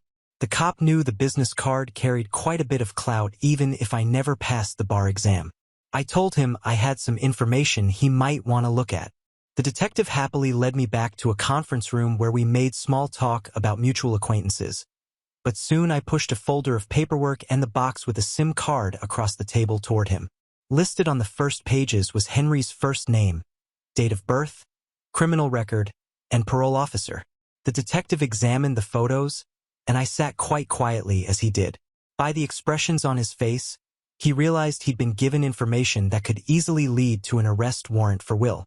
He must have also imagined how much narcotics those arrests could get off the street, potential promotions, and other positives. He thanked me for the evidence and placed the folder back down on the table. He asked me if I would be willing to testify. I explained the damning evidence was so I wouldn't have to. He smiled and casually asked if there was anything I needed. I pulled out a photo of the black Escalade with the license plate number and pushed it toward him. I asked him to write the tag number down for his own benefit. I explained the owner of the Escalade might be an even bigger drug dealer. I reaffirmed I wanted my name kept out of any police or court reports. He agreed. I then lied and said my firm was representing someone who may have been set up by the owner of the Escalade. He knew I could have gotten one of the lawyers in my firm to call in a favor for the info, but he also knew lawyers like to use their favor sparingly. He thought quietly for a few seconds, realizing I'd given him yet another lead to potentially follow. I'd done more detective work in 5 days than his entire staff had done in months, so he happily agreed. 10 minutes later, he returned with a print out of the tag with the name and address of who it was registered. I folded the print out and put it into my pocket.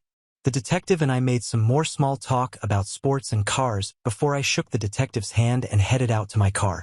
I drove home knowing a judge would soon be filling out an arrest warrant for that scumbag Henry. I kept to myself for a few days, monitoring the arrest reports from Rita's local paper online.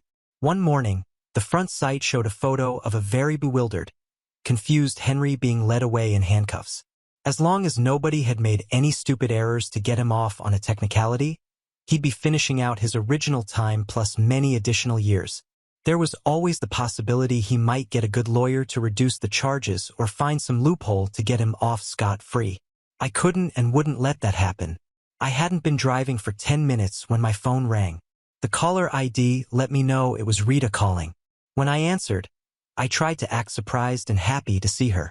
Without even a friendly greeting, she asked how I couldn't have let her know my mother had passed away. She'd seen the obituary in my city's newspaper. I replied that it seemed she was busy enjoying life and that I didn't want to burden her with my grief.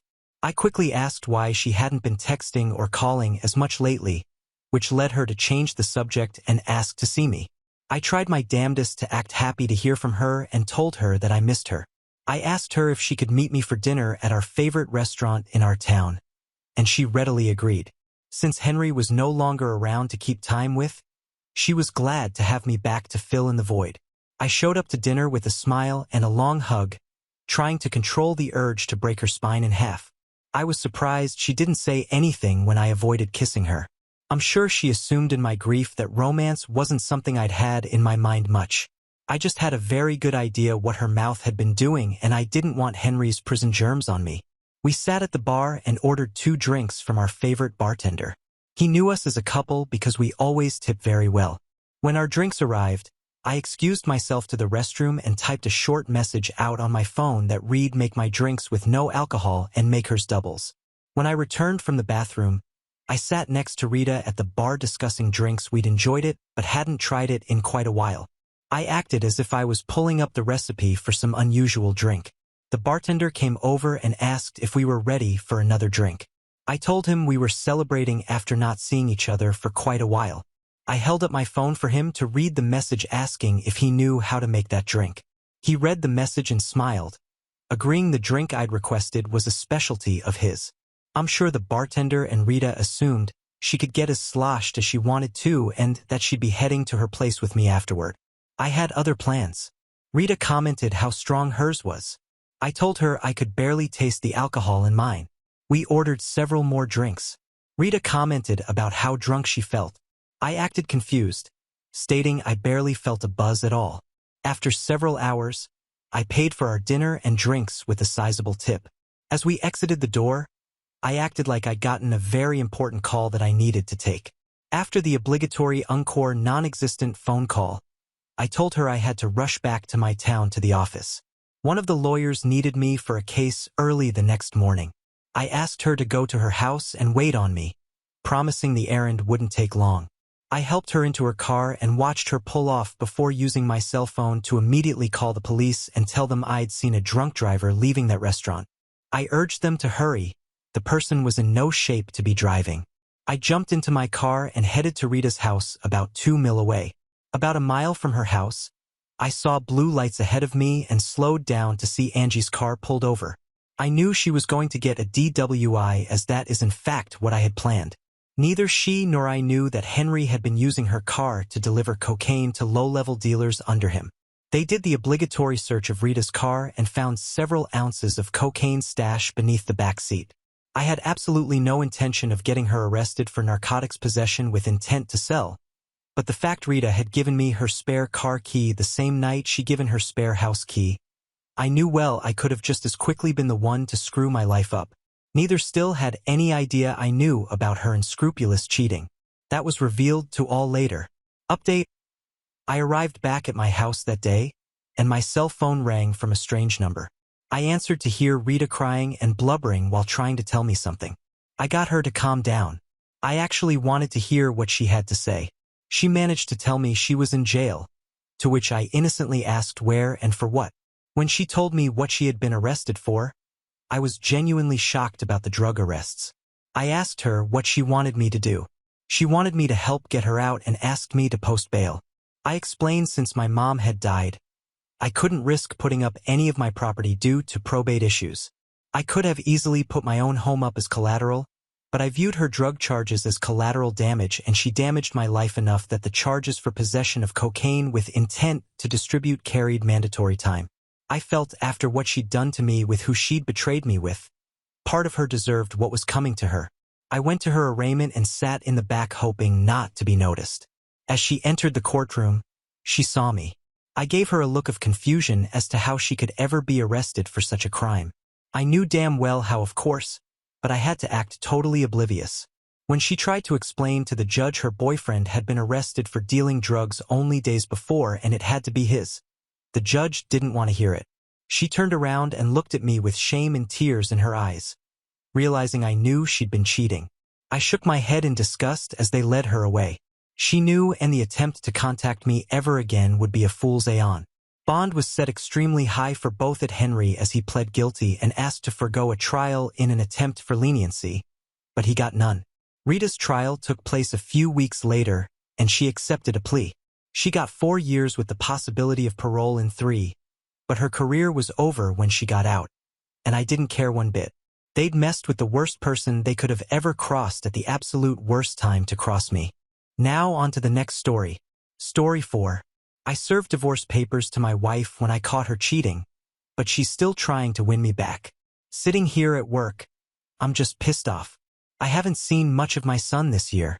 I didn't get him for the summer because of this damn virus, and I'm pissed about that. At the end of September, I found out that my wife of 5 years is cheating on me. I've spent most of my time doing the FBI thing, which has been a giant can of worms with no apparent bottom.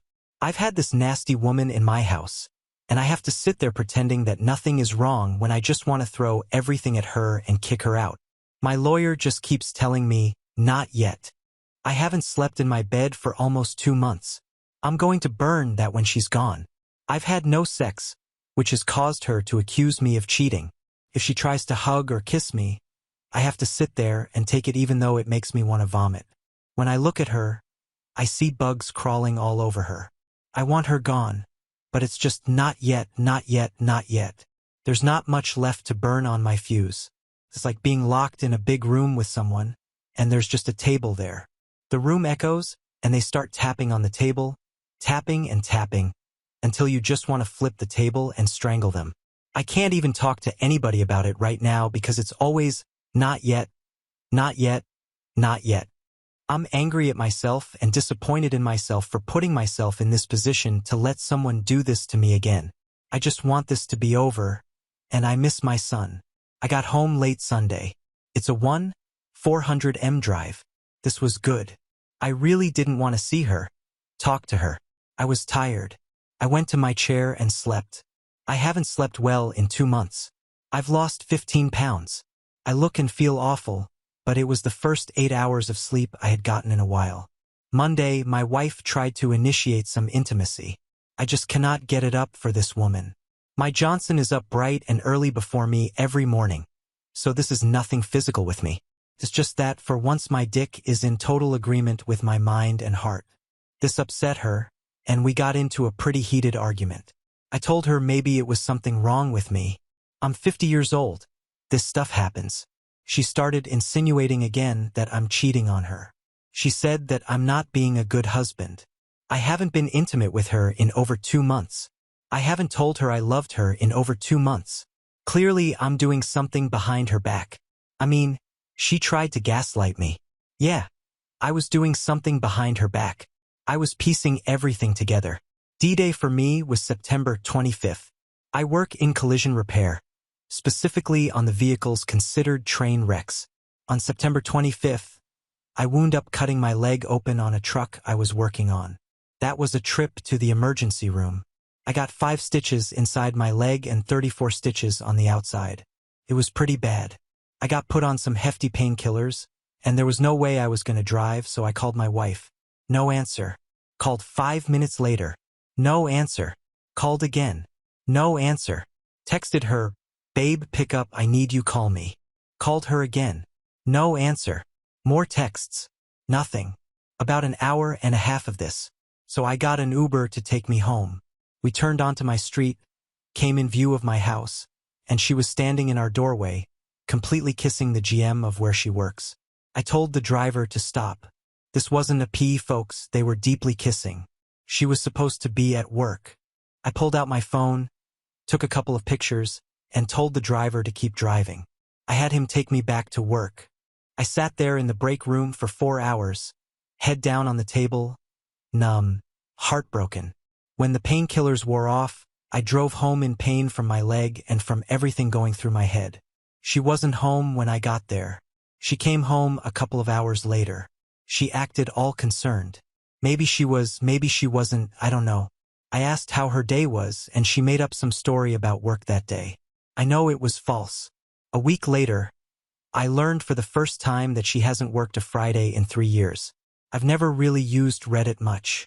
It was always there, but I had no real interest in it until then. I was looking for information on dealing with infidelity, and this sub showed up along with YouTube videos. So I read stuff here just trying to find out what the heck I should be doing right now. I was reading about all the red flags and just saying, yep, well that fits her to a T. Always on the phone, always texting. For some reason, can't answer my calls or texts. She had no idea until last Monday that I had sat in the emergency room trying to call her, texting her. In 2 whole months, she had not looked at our chat log at all.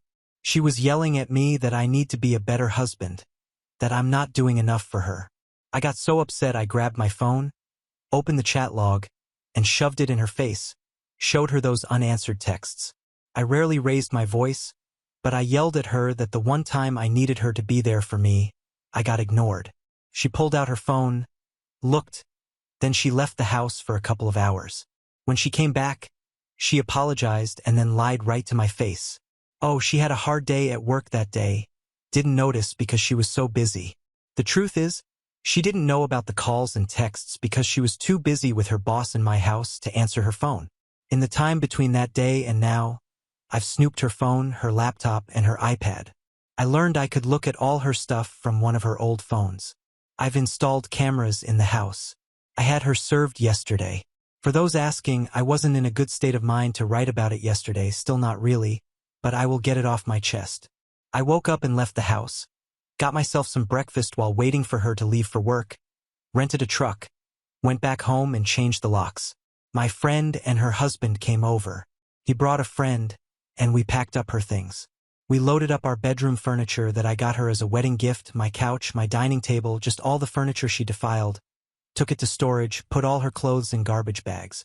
Was gonna throw her dirty clothes in with the clean, but my friend wouldn't let me.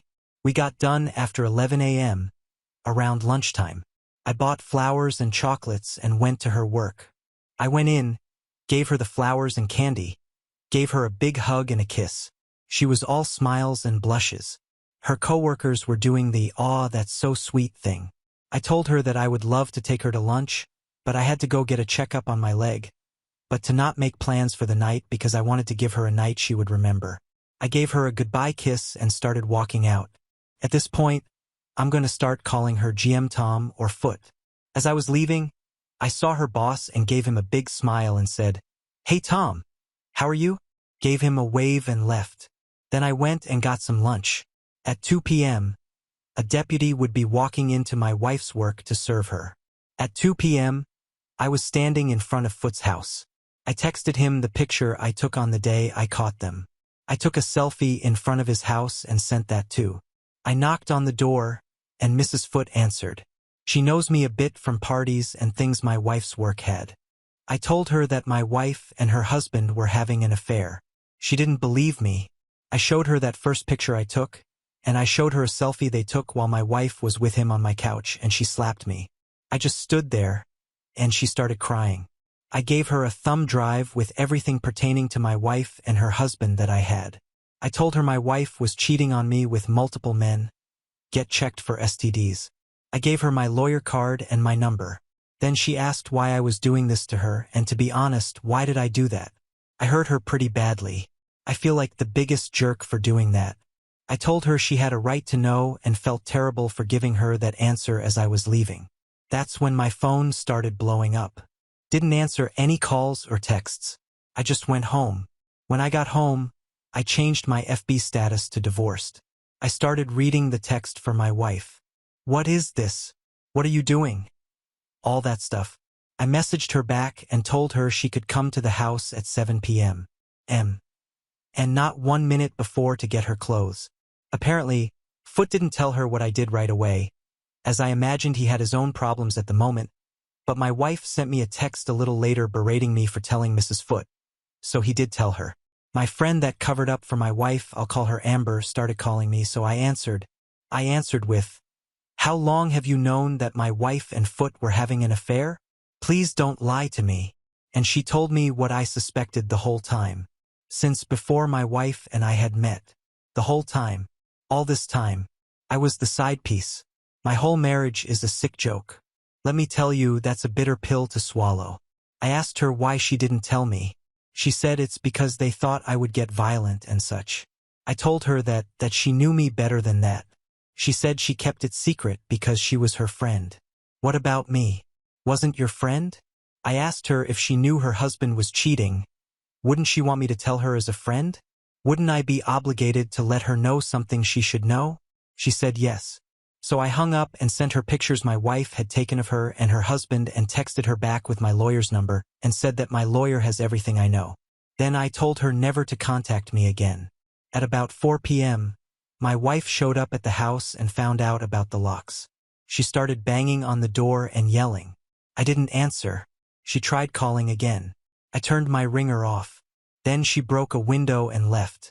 At close to 7 p.m., 2 deputies parked out front. One is one of the people that helped me move stuff earlier. His wife showed up also. My friend. 7 p.m. rolls around, and my wife showed up. She looked pretty subdued.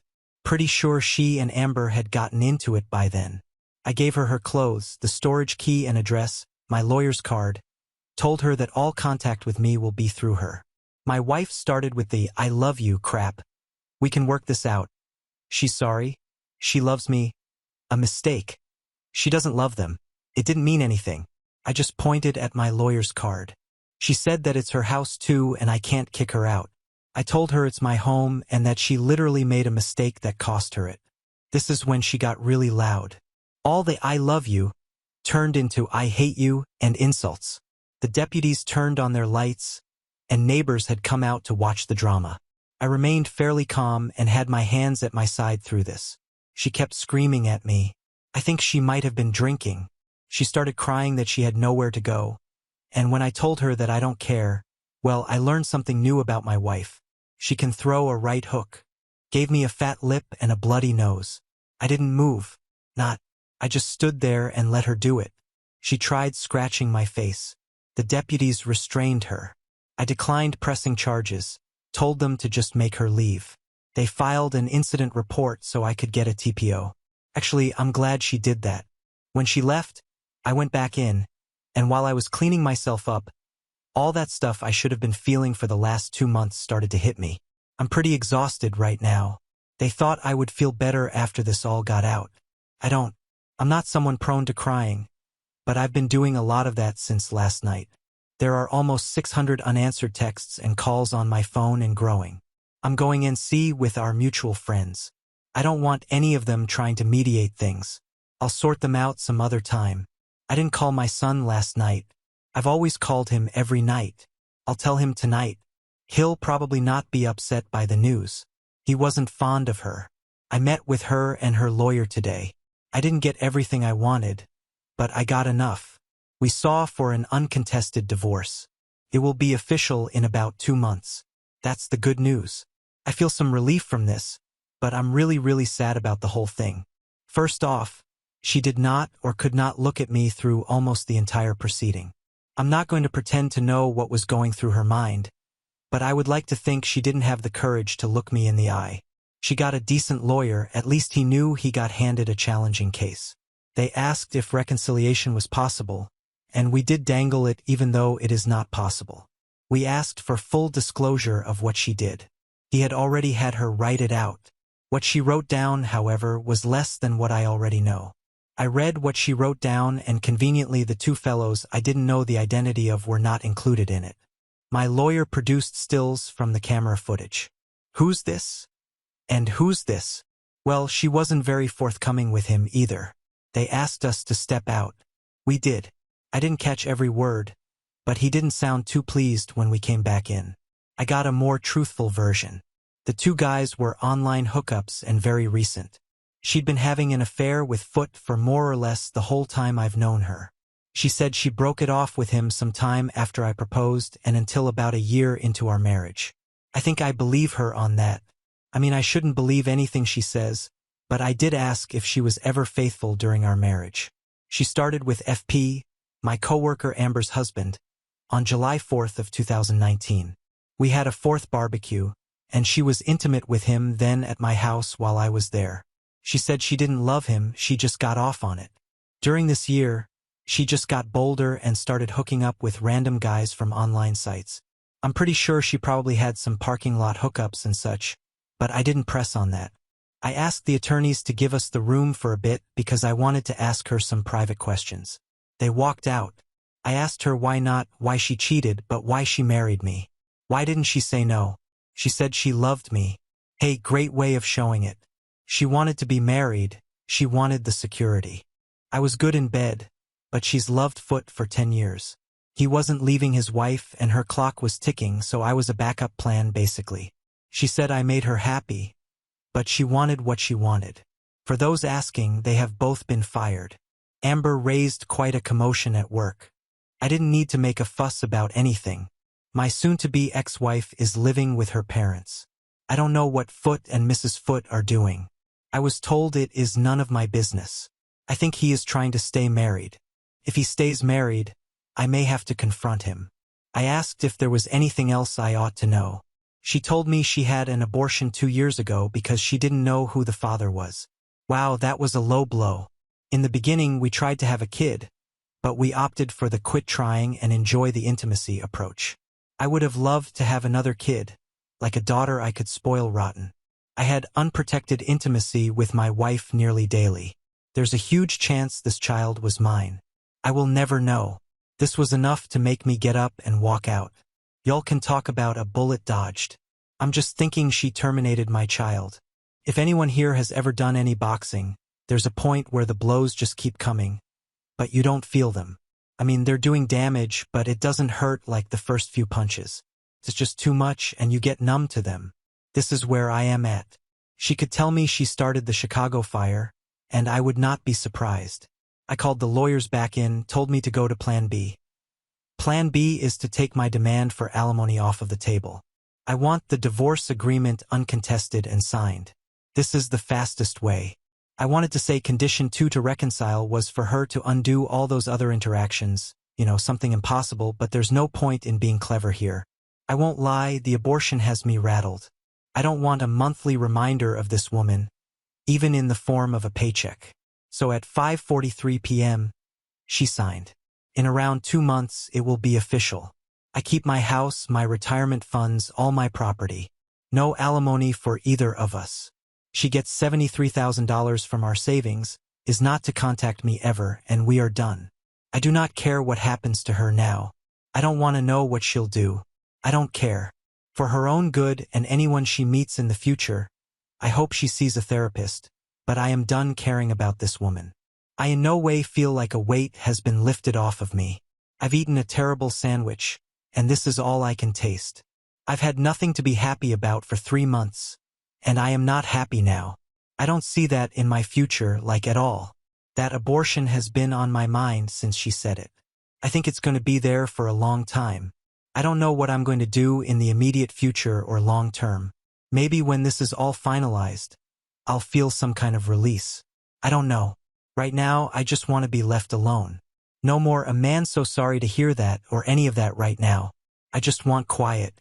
This whole time, I've been thinking about everything I've ever done, and I don't see anywhere where I have done right, only where I've gone wrong. I know this is an awful mindset to have, but it's what I'm left with.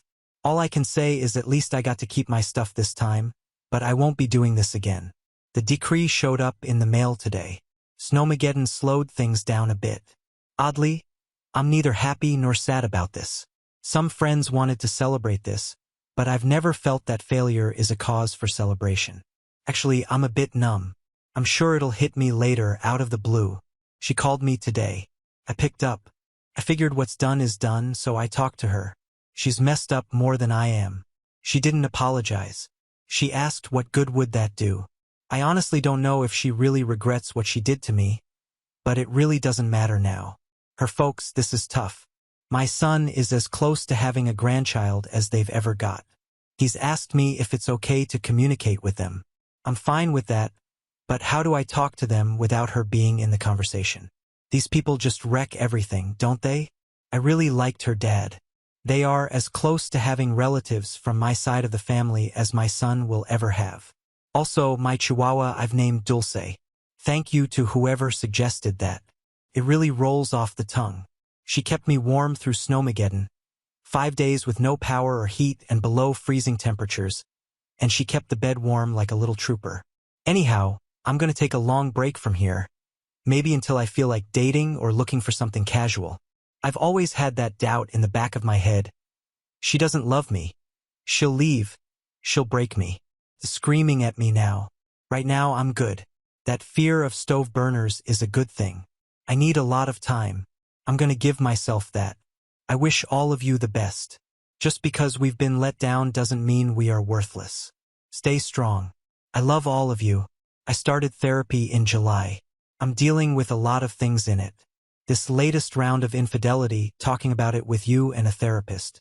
I have issues related yet unrelated to deal with. To put it bluntly, I want to reconcile with my sister. She is all I have left. I honestly wonder if I have the courage to do it because I've held a grudge for so long. I want my son to know family members from my side who are actually related by blood, not just my friends that he calls uncle or aunt. This is something my first experience with infidelity has cost me. I want some things back. If she's willing to talk to me, then I'll talk with her. I'm pretty sure my cousin will facilitate this. I know I advocate for leaving everyone who won't back you, but it has been nearly 3 decades. My parents are dead. My brother is dead. There's just my sister left. My therapist is on board with this. I just need to work up the courage to extend the olive branch. I don't want to hold a grudge forever. I believe I was right to cut ties with them all, but I don't want this anymore. I have custody of my son indefinitely, and I'd like to be able to give him some semblance of normalcy. I don't miss my ex nor my first ex. I do miss my sister. I have let my first wife dictate all of my relationships for far too long. Sometimes I just feel haunted. I believe it will be a good thing. Maybe if I get back some of what I lost, I will be able to move forward. I'm not hung up on my ex, but I am hung up on my past. And for those that want to know, no, I don't know how my ex is doing. I don't talk to her. No, I don't know how Amber is doing. She's been completely removed from my life like the unpleasant memory that she is. I don't know how my ex's associates are doing. I have only one concern for all of those people, but it is the only concern I have and I don't feel like parting with it. In 1 hour, it will be exactly 1 year since I served my ex with divorce papers. I woke up in a good mood, went for a run, made breakfast for my boy, and went to work. The day was going well, and I had no issues mentally. 10:30 a.m. rolls around, and I get called up to the office. There was a delivery of cookies for me, for my ex. The same thing she does every year. I told the folks in the office they could have them. Our CSR asked who the cookies were from, so I told her no one's touched them yet. I'm a little annoyed that someone told her where I work now. Other than that, I'm still in a fairly decent mood. She's got other methods of prodding at me to let me know she's out there. Her favorite is to be late on her car payment, so the finance company called me. Guess this is one more. I came home to a surprise party. I was greeted with barbecue and beer. I love my friends. They thought I might need cheering up, but honestly, aside from the cookies, my day was pretty good. This was just a great end to the day. Now on to the next story. Story 5. Cheating mom and jobless sister sued me for 80% of dad's inheritance while accusing me of embezzlement and almost destroying the company after dad passed away from a sudden heart attack. I'm a 32-year-old guy, and I've just been through one of the toughest weeks of my life. My dad passed away suddenly from a heart attack, and it's been hard getting over the family drama and his death ever since. I never thought I'd be dealing with something like this at my age, but here we are. To give you some background, my parents divorced when I was 15. It wasn't pretty. My mom cheated on my dad with his best friend, and it tore our family apart. My younger sister, Amy, who's now 28, sided with mom during the divorce. I chose to live with dad.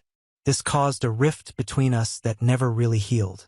Dad was a successful businessman. He built his company from the ground up and did pretty well for himself. He started with a small electronics repair shop in our garage when I was just a kid. I remember spending weekends helping him sort components and learning about circuits. Over the years, he expanded it into a chain of stores across the state. It was inspiring to watch him work so hard and achieve his dreams. After the divorce, he threw himself into his work even more. I think it was his way of coping with the pain of mom's cheating. There were many nights when I'd find him still at his desk at 2 a.m., poring over spreadsheets or working on new business strategies. Despite the long hours, he always made time for me. We'd have breakfast together every morning, and he never missed any of my school events. He remarried a few years later to Susan, a kind woman who made him happy.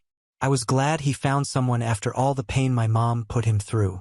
Susan was always good to me, never trying to replace my mom, but always there if I needed someone to talk to. She supported Dad in his business ventures and was a true partner to him in every sense. They traveled together, worked on charity projects, and genuinely seemed to enjoy each other's company. It was nice to see Dad smile again after everything he'd been through. Mom, on the other hand, didn't do so well after the divorce. Her relationship with Dad's ex-best friend didn't last, and she struggled financially ever since. She's always been bitter about the divorce settlement, claiming Dad cheated her out of what she deserved. But from what I know, the settlement was fair. Dad even gave her the house they lived in together, which she later had to sell due to financial difficulties. Over the years, Mom has tried various jobs but never seemed to stick with anything for long. She's always had a knack for playing the victim, blaming her failures on Dad and the divorce. She worked as a real estate agent, then a few years working at a department store, and even a failed attempt at starting her own catering business. Each time she'd start off enthusiastic but quickly lose interest when things got tough. Amy has followed in her footsteps, often struggling to hold down a job and relying on Mom for support. She dropped out of college after a year, saying it wasn't for her. Since then, she's bounced between retail jobs and bartending gigs, never staying in one place for long. She's always talking about big plans and dreams but never seems to follow through on anything. Now back to the present. Dad's funeral was yesterday, and it was a pretty sad one too. Lots of people from the business community came to pay their respects. The church was packed, a testament to how many lives Dad had touched over the years. I saw faces I recognized from company picnics and charity events, all there to say goodbye to a man they respected and admired. I gave the eulogy speech. For some of you who don't know the word, sharing memories of Dad's kindness, his work ethic, and his love for his family and community. I talked about how he taught me the value of hard work, integrity, and giving back to others. I mentioned his passion for his business, not just as a means of making money but as a way to provide jobs and support the local economy. It was hard to get through it without breaking down, but I wanted to honor him properly. Mom and Amy were there too, which surprised me. They hadn't been in touch with Dad for years. I saw them sitting at the back of the church during the service. Part of me was glad they came to pay their respects, but another part was wary of their intentions. They hadn't shown any interest in Dad's life for years. Why start now? After the service, as people were walking around and offering condolences, I overheard Mom and Amy talking in a corner quietly. They didn't see me nearby. What I heard made me extremely angry. Mom was saying something about how now was their chance to get what they deserved. Amy agreed, mentioning that they should try to get at least 80% of Dad's estate.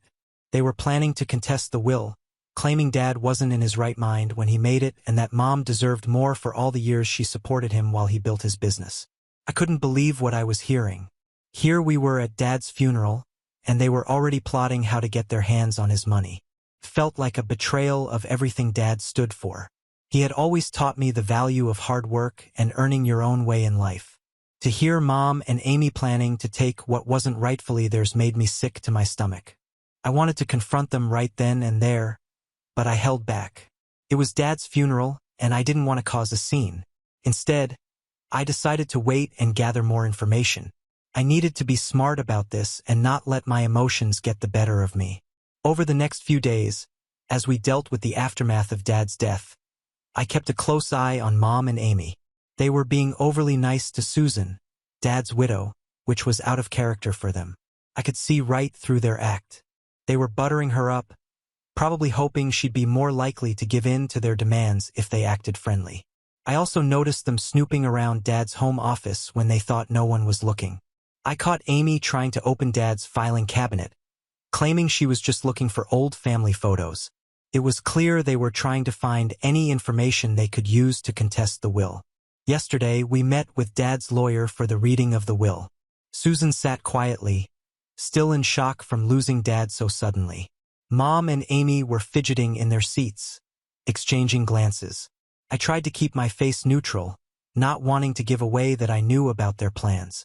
As I suspected, Dad left the majority of his estate to Susan and me, with some smaller bequests to charitable organizations he supported. He left the business to me, knowing I had been working alongside him for the past few years and understood its operations. Susan got the house and a significant portion of his savings. Mom and Amy were left token amounts, $10,000 each. The moment the lawyer finished reading, Mom exploded. She started yelling about how unfair it was, how she had supported Dad for years while he built his business, and how she deserved more. She brought up sacrifices she claimed to have made, conveniently forgetting to mention her infidelity that ended their marriage. Amy joined in, saying it wasn't right that I got so much when I had already benefited from living with Dad after the divorce. She accused Dad of playing favorites and punishing them for siding with Mom during the divorce. It was clear they had rehearsed these arguments. Couldn't hold back anymore. I told them I had overheard their conversation at the funeral. I called them out for plotting to contest the will and trying to take advantage of the situation. I told them they should be ashamed of themselves, thinking only about money when we should be mourning Dad. Mom tried to defend herself, saying I didn't understand how hard things had been for her since the divorce. She talked about struggling to make ends meet, conveniently leaving out how she had squandered the divorce settlement. Amy accused me of always taking Dad's side and not caring about them, but I stood my ground. I reminded them of how they had treated Dad over the years, how they had cut him out of their lives, refusing his attempts to reconcile. I pointed out that Dad had no obligation to leave them anything given their estrangement. The fact that he left them anything at all was proof of his generosity. The meeting ended with Mom and Amy storming out, threatening to get lawyers involved. Susan was in tears, overwhelmed by the whole situation. The lawyer assured us that the will was solid and would be difficult to contest, but warned that it could get messy if Mom and Amy decided to pursue legal action. Since then, my phone has been blowing up with messages from extended family members. Some are supportive, saying Mom and Amy are being greedy and that Dad had every right to distribute his estate as he saw fit. Others think I'm being too harsh and that I should try to understand their position. A few have suggested I give Mom and Amy some of my inheritance to keep the peace, but I'm standing firm in my decision to defend Dad's wishes. He worked hard for everything he had, and he had the right to decide how it should be distributed after his death. Mom gave up any claim to his assets when she cheated on him and left, and Amy chose to side with Mom during the divorce, barely maintaining a relationship with Dad over the years. I've spent hours poring over Dad's financial records and the history of his business. I want to be prepared in case Mom and Amy do decide to take legal action. From what I can see, Mom's claims about supporting Dad while he built the business are exaggerated at best. The business didn't really take off until after the divorce when Dad threw himself into his work. I've also been talking to employees who have been with the company for years. They've shared stories of Dad's hard work and dedication, of late nights and weekends spent at the office. It's clear that Dad's success was due to his own efforts, not any supposed support from Mom. One longtime employee, Jim, told me about how Dad had given him a chance when no one else would. Jim had a criminal record from his youth and was struggling to find work. Dad hired him as a janitor and over the years helped him work his way up to store manager. There are dozens of stories like this. Dad giving people second chances, supporting employees through tough times, always putting people before profits. These stories only strengthen my resolve to protect Dad's legacy. He built this business not just for himself but for all the people who rely on it for their livelihoods. I can't let Mom and Amy's greed put all of that at risk. But a small part of me wonders if I'm being too rigid. Should I try to negotiate some kind of compromise to keep the peace in the family? I don't want to dishonor Dad's memory or go against his final wishes, but I also don't want a prolonged legal battle that could drain the estate and cause even more family drama. It's a tough situation, and I'm not sure what the right move is. For now, I'm focusing on supporting Susan and making sure Dad's business continues to run smoothly. I've taken a leave of absence from my own job to handle everything. It's been overwhelming dealing with the grief of losing Dad, while also trying to protect his legacy from Mom and Amy's greed. I've been having trouble sleeping, replaying the confrontation with Mom and Amy over and over in my mind. Part of me feels guilty for causing more family drama so soon after Dad's death. But another part feels angry that they would try to take advantage of the situation like this. I've been worried about Susan. She's been quiet since the will reading, and I can tell the stress is getting to her. I've been trying to shield her from the worst of the drama, but it's not easy. She loved Dad so much, and seeing his memory tarnished by this financial squabble is breaking her heart. The business has been another source of stress. Dad was the heart and soul of the company, and his loss has been felt keenly by everyone. I'm doing my best to step into his shoes, but it's a big responsibility. The last thing I need is a legal battle distracting me from keeping the business running smoothly. I've considered offering Mom and Amy a slightly larger settlement just to make them go away, but I worry that giving in to their demands would only encourage them to ask for more, and more importantly, it would go against Dad's explicit wishes. Yesterday, I found an old photo album in Dad's office. There were pictures of our family from before the divorce. There was one picture that really got to me. It was from the day Dad opened his first store. Mom was there, smiling next to Dad as he cut the ribbon. Amy and I were there too, just kids excited about the big day. I wonder what happened to change things so drastically. How did we go from that happy family to this mess we're in now? So Reddit, AITA for confronting my mom and sister about their plan to take most of my dad's estate? Should I stand firm in defending Dad's wishes or try to find some middle ground? I could really use some outside perspective on this whole mess. Update 1. It's been about a month since my last post, and I wish I had better news to share. The situation with my mom and Amy has escalated far beyond what I could have imagined. I'm starting to feel like I'm in the middle of some bizarre soap opera, except this is my real life, and there's no dramatic music to warn me when things are about to go sideways. First off, I want to thank everyone who commented on my original post. Your advice and support have been a lifeline during this crazy time. To those who said I was right to stand my ground, thank you. This helped me stay resolute in the face of what's happened since. And to those who suggested trying to find a middle ground, I appreciate your perspective. I did try to compromise, but well, I'll get to that. So where to begin? I guess I'll start with the lawsuit. Yeah, you read that right. Mom and Amy have actually gone and hired a lawyer to contest Dad's will. I got served with papers about a week after the reading. Their lawyers got a reputation for being ruthless in inheritance disputes. The lawsuit claims that Dad wasn't of sound mind when he made his will and that Mom exerted undue influence over him during their marriage to build the business. They're asking for 80% of the estate, just like I overheard them planning at the funeral. It's ridiculous, but it's causing real problems. The legal fees are already starting to add up. I've had to hire our own lawyer to defend against their claims. Thankfully, Dad's longtime friend and legal advisor, Tom, has agreed to represent us. He knows the history of the family and the business, which is a big help. But even with his slightly discounted rate, it's not cheap. Tom's been great, though. He's confident that Dad's will is solid and that Mom and Amy don't have a leg to stand on. But he's also warned me that these cases can drag on for months, even years sometimes. The thought of dealing with this for that long makes me feel exhausted. But the lawsuit isn't even the worst part. Mom and Amy have started a smear campaign against me and Susan in the community. They're spreading all sorts of nasty rumors. They're telling people that Susan manipulated Dad into changing his will, that I've been embezzling from the company for years, and that we're planning to sell the business and fire all the employees. None of it is true, of course, but that hasn't stopped people from talking. I've had to spend hours on the phone with employees, reassuring them that their jobs are safe. Some of our longtime customers have been asking questions, wondering if they should take their business elsewhere.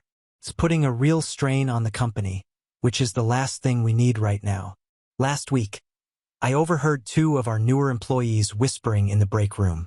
They were discussing whether they should start looking for new jobs just in case the rumors about mass layoffs were true.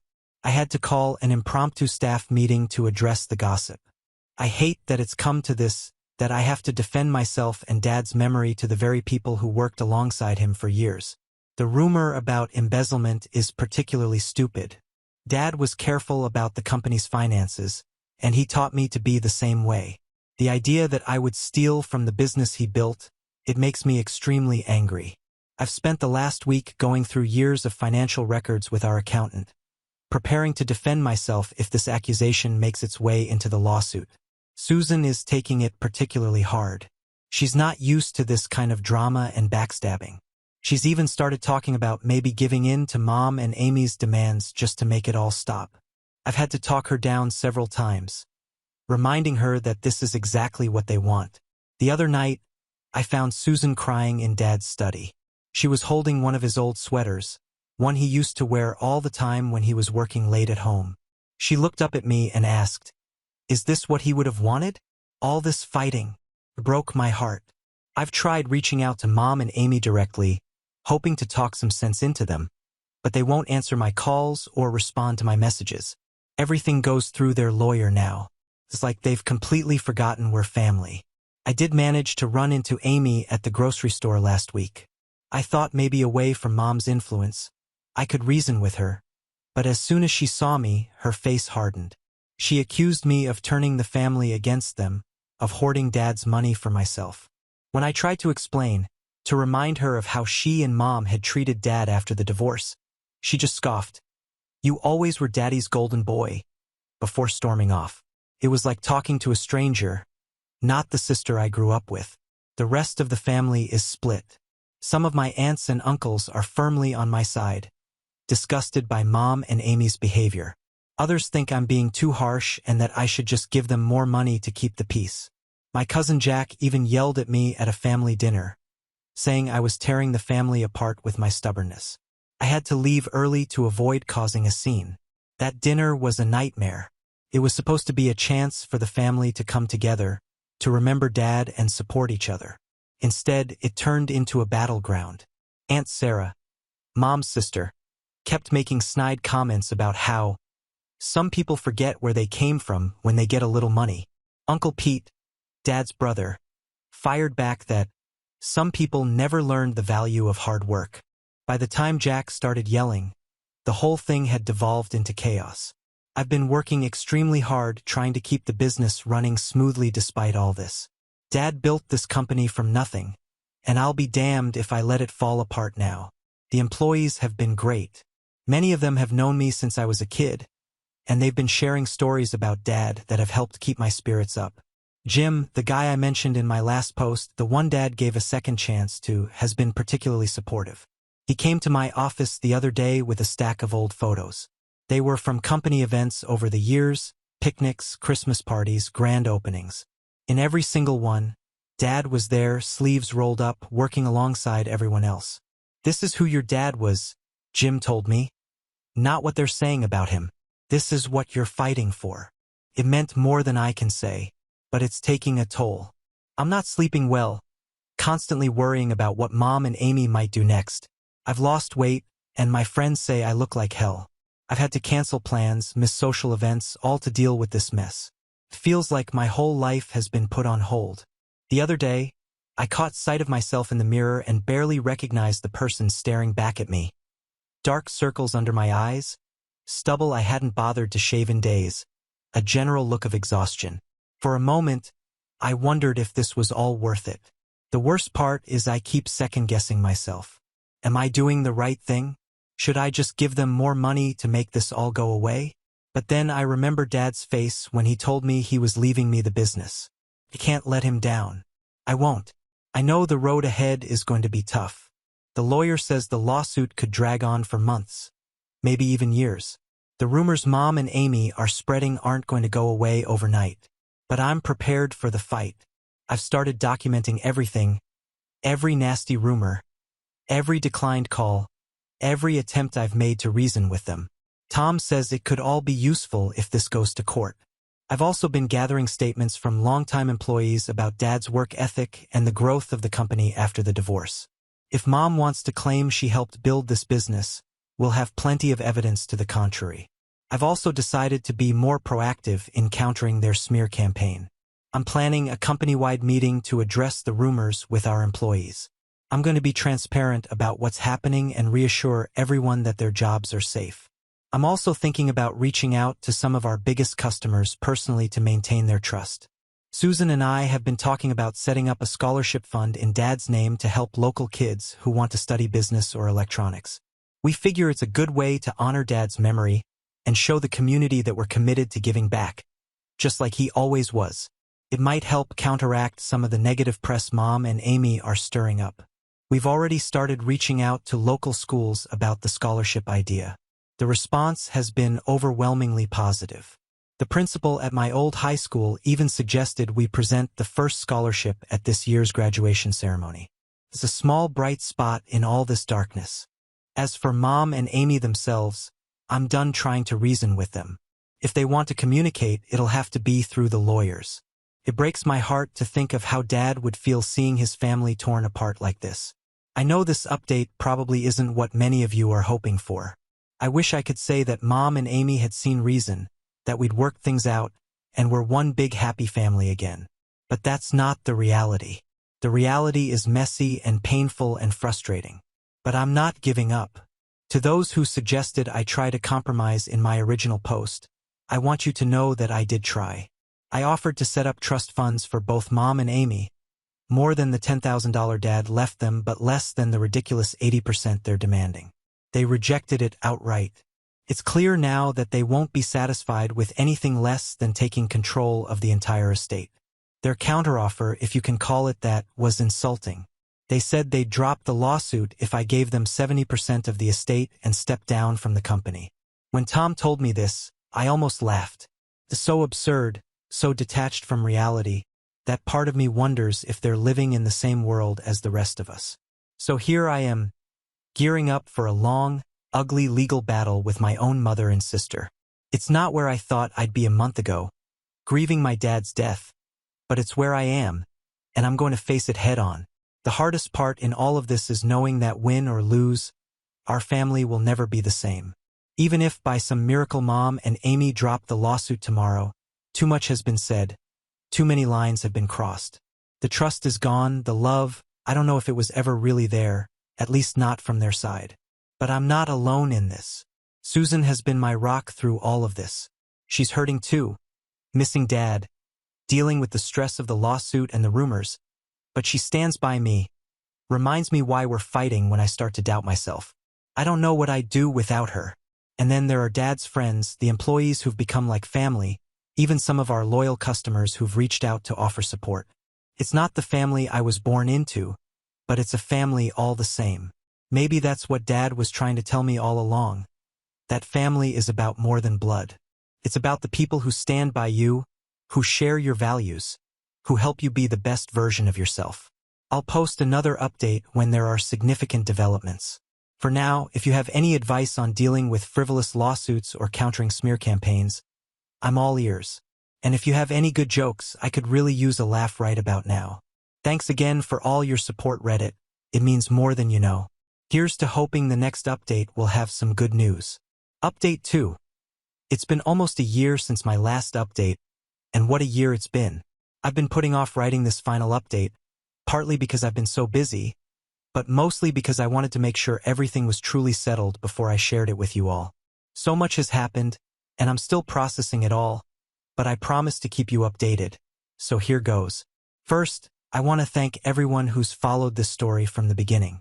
Your support and advice have been invaluable throughout this ordeal. I've read every comment, and they've helped me more than you know. Even those jokes and memes you guys sent did put a smile on my face. So where to begin? I guess I'll start with the lawsuit. After months of legal battles and mountains of paperwork, we finally had our day in court. It was tiring, to say the least. Mom and Amy's lawyer pulled out all the stops. He painted a picture of Mom as the long-suffering wife who supported Dad through the early years of the business, only to be cast aside and cheated out of her fair share. The courtroom drama was intense. Her lawyer brought in expert witnesses to testify about the value of a spouse's contribution to a business, even trying to argue that Mom's emotional support was crucial to Dad's success. He had Mom testify about long nights she spent alone while Dad worked, conveniently leaving out her affair with my dad's best friend. But Tom, our lawyer, was prepared. He presented evidence of Dad's long hours and hard work, testimony from employees about the company's growth after the divorce, and financial records showing that Mom had received a fair settlement at the time. He also brought up Mom's infidelity, which she had conveniently left out of her sob story. One of the most powerful moments was when Jim, the employee Dad had given a second chance to, took the stand. He talked about how Dad had believed in him when no one else would, how he'd watched the business grow through Dad's sheer determination and grit. By the time he finished, there wasn't a dry eye in the courtroom, except for Mom and Amy, who looked like they'd swallowed something sour. The most damning evidence, though, came from an unexpected source. Remember how I mentioned that Amy had been snooping around Dad's office after the funeral? Well, it turns out she found something, and it backfired on them spectacularly. Amy had discovered an old journal of Dad's from around the time of the divorce. She and Mom thought it would help their case, showed Dad's state of mind or something, but when Tom got hold of it during discovery, it told a very different story. The journal detailed Dad's struggles during that time, not just with the divorce, but with keeping the business afloat. There were entries about sleepless nights worrying about making payroll, about taking out second mortgages on the house to keep the company going, and there were mentions of Mom's affair, her disinterest in the business, and her lavish spending habits that put additional stress on their finances. When Tom read excerpts from this journal in court, you could have heard a pin drop. I saw Mom's face go pale. Their own evidence had completely undermined their case. One entry in particular stuck with me. Dad had written about a night when the business was on the brink of collapse. He'd come home desperate to talk to Mom about their finances, only to find her out with friends, having spent hundreds on a new outfit. He wrote about feeling alone, wondering if he should just give up. But then he wrote about looking in on me sleeping in my room and finding the strength to keep going for my son. He wrote, "I'll build a legacy he can be proud of." Reading those words in court, hearing Dad's voice through time, it took everything I had not to break down. It reaffirmed everything I was fighting for. After that, things moved quickly. The judge ruled in our favor, dismissing their lawsuit and ordering them to pay our legal fees. It was a complete victory, but I felt no joy in it, just relief that it was over and sadness that it had come to this. But the lawsuit wasn't the end of it. Remember the smear campaign they had been running? Well, it came back to bite them too. Some of the rumors they spread, particularly the ones about embezzlement and plans to sell the company, were deemed defamatory. We didn't pursue legal action, but the threat of it was enough to get them to issue public retractions. Seeing Mom and Amy have to publicly admit that they had spread false information, they looked defeated, nothing like the confident, aggressive women who had started this whole mess. Part of me felt sorry for them, but a bigger part was just angry that they had put us all through this. The fallout from the case had far-reaching consequences. Many in the family who had been on the fence or even supportive of Mom and Amy's claims turned their backs on them after the truth came out. As for the business, we took a hit initially from all the negative publicity, but things have turned around. Being transparent about the lawsuit and its outcome actually seemed to increase trust among our employees and customers. They appreciated our honesty and saw that we were willing to fight to keep the company intact. We held a company-wide meeting to discuss everything that had happened. I was nervous, worried that the employees might have lost faith in the company after all the drama. But as I stood there explaining the situation and our plans for the future, I saw nothing but support in their faces. The scholarship fund we set up in his name has been a huge success. We've already helped a dozen local kids pursue their dreams of higher education. At the first award ceremony, as I handed out the scholarships, I told the recipients about Dad, about his belief in hard work and giving back to the community. It felt like the perfect way to honor his memory. On a personal level, this whole experience has changed me. I'm more cautious now, more aware of how quickly people can turn on you. But I'm also more appreciative of the true friends and family who stood by me through it all. I found family in Susan, in our loyal employees, in the friends who supported me through this nightmare, even in you Reddit, who listened to my story and offered advice and encouragement when I needed it most. As for Mom and Amy, I haven't spoken to them since the trial. I know this update is long overdue, and I appreciate those of you who reached out asking for an update. I hope this provides some closure, not just for me in writing it, but for all of you who have followed this journey.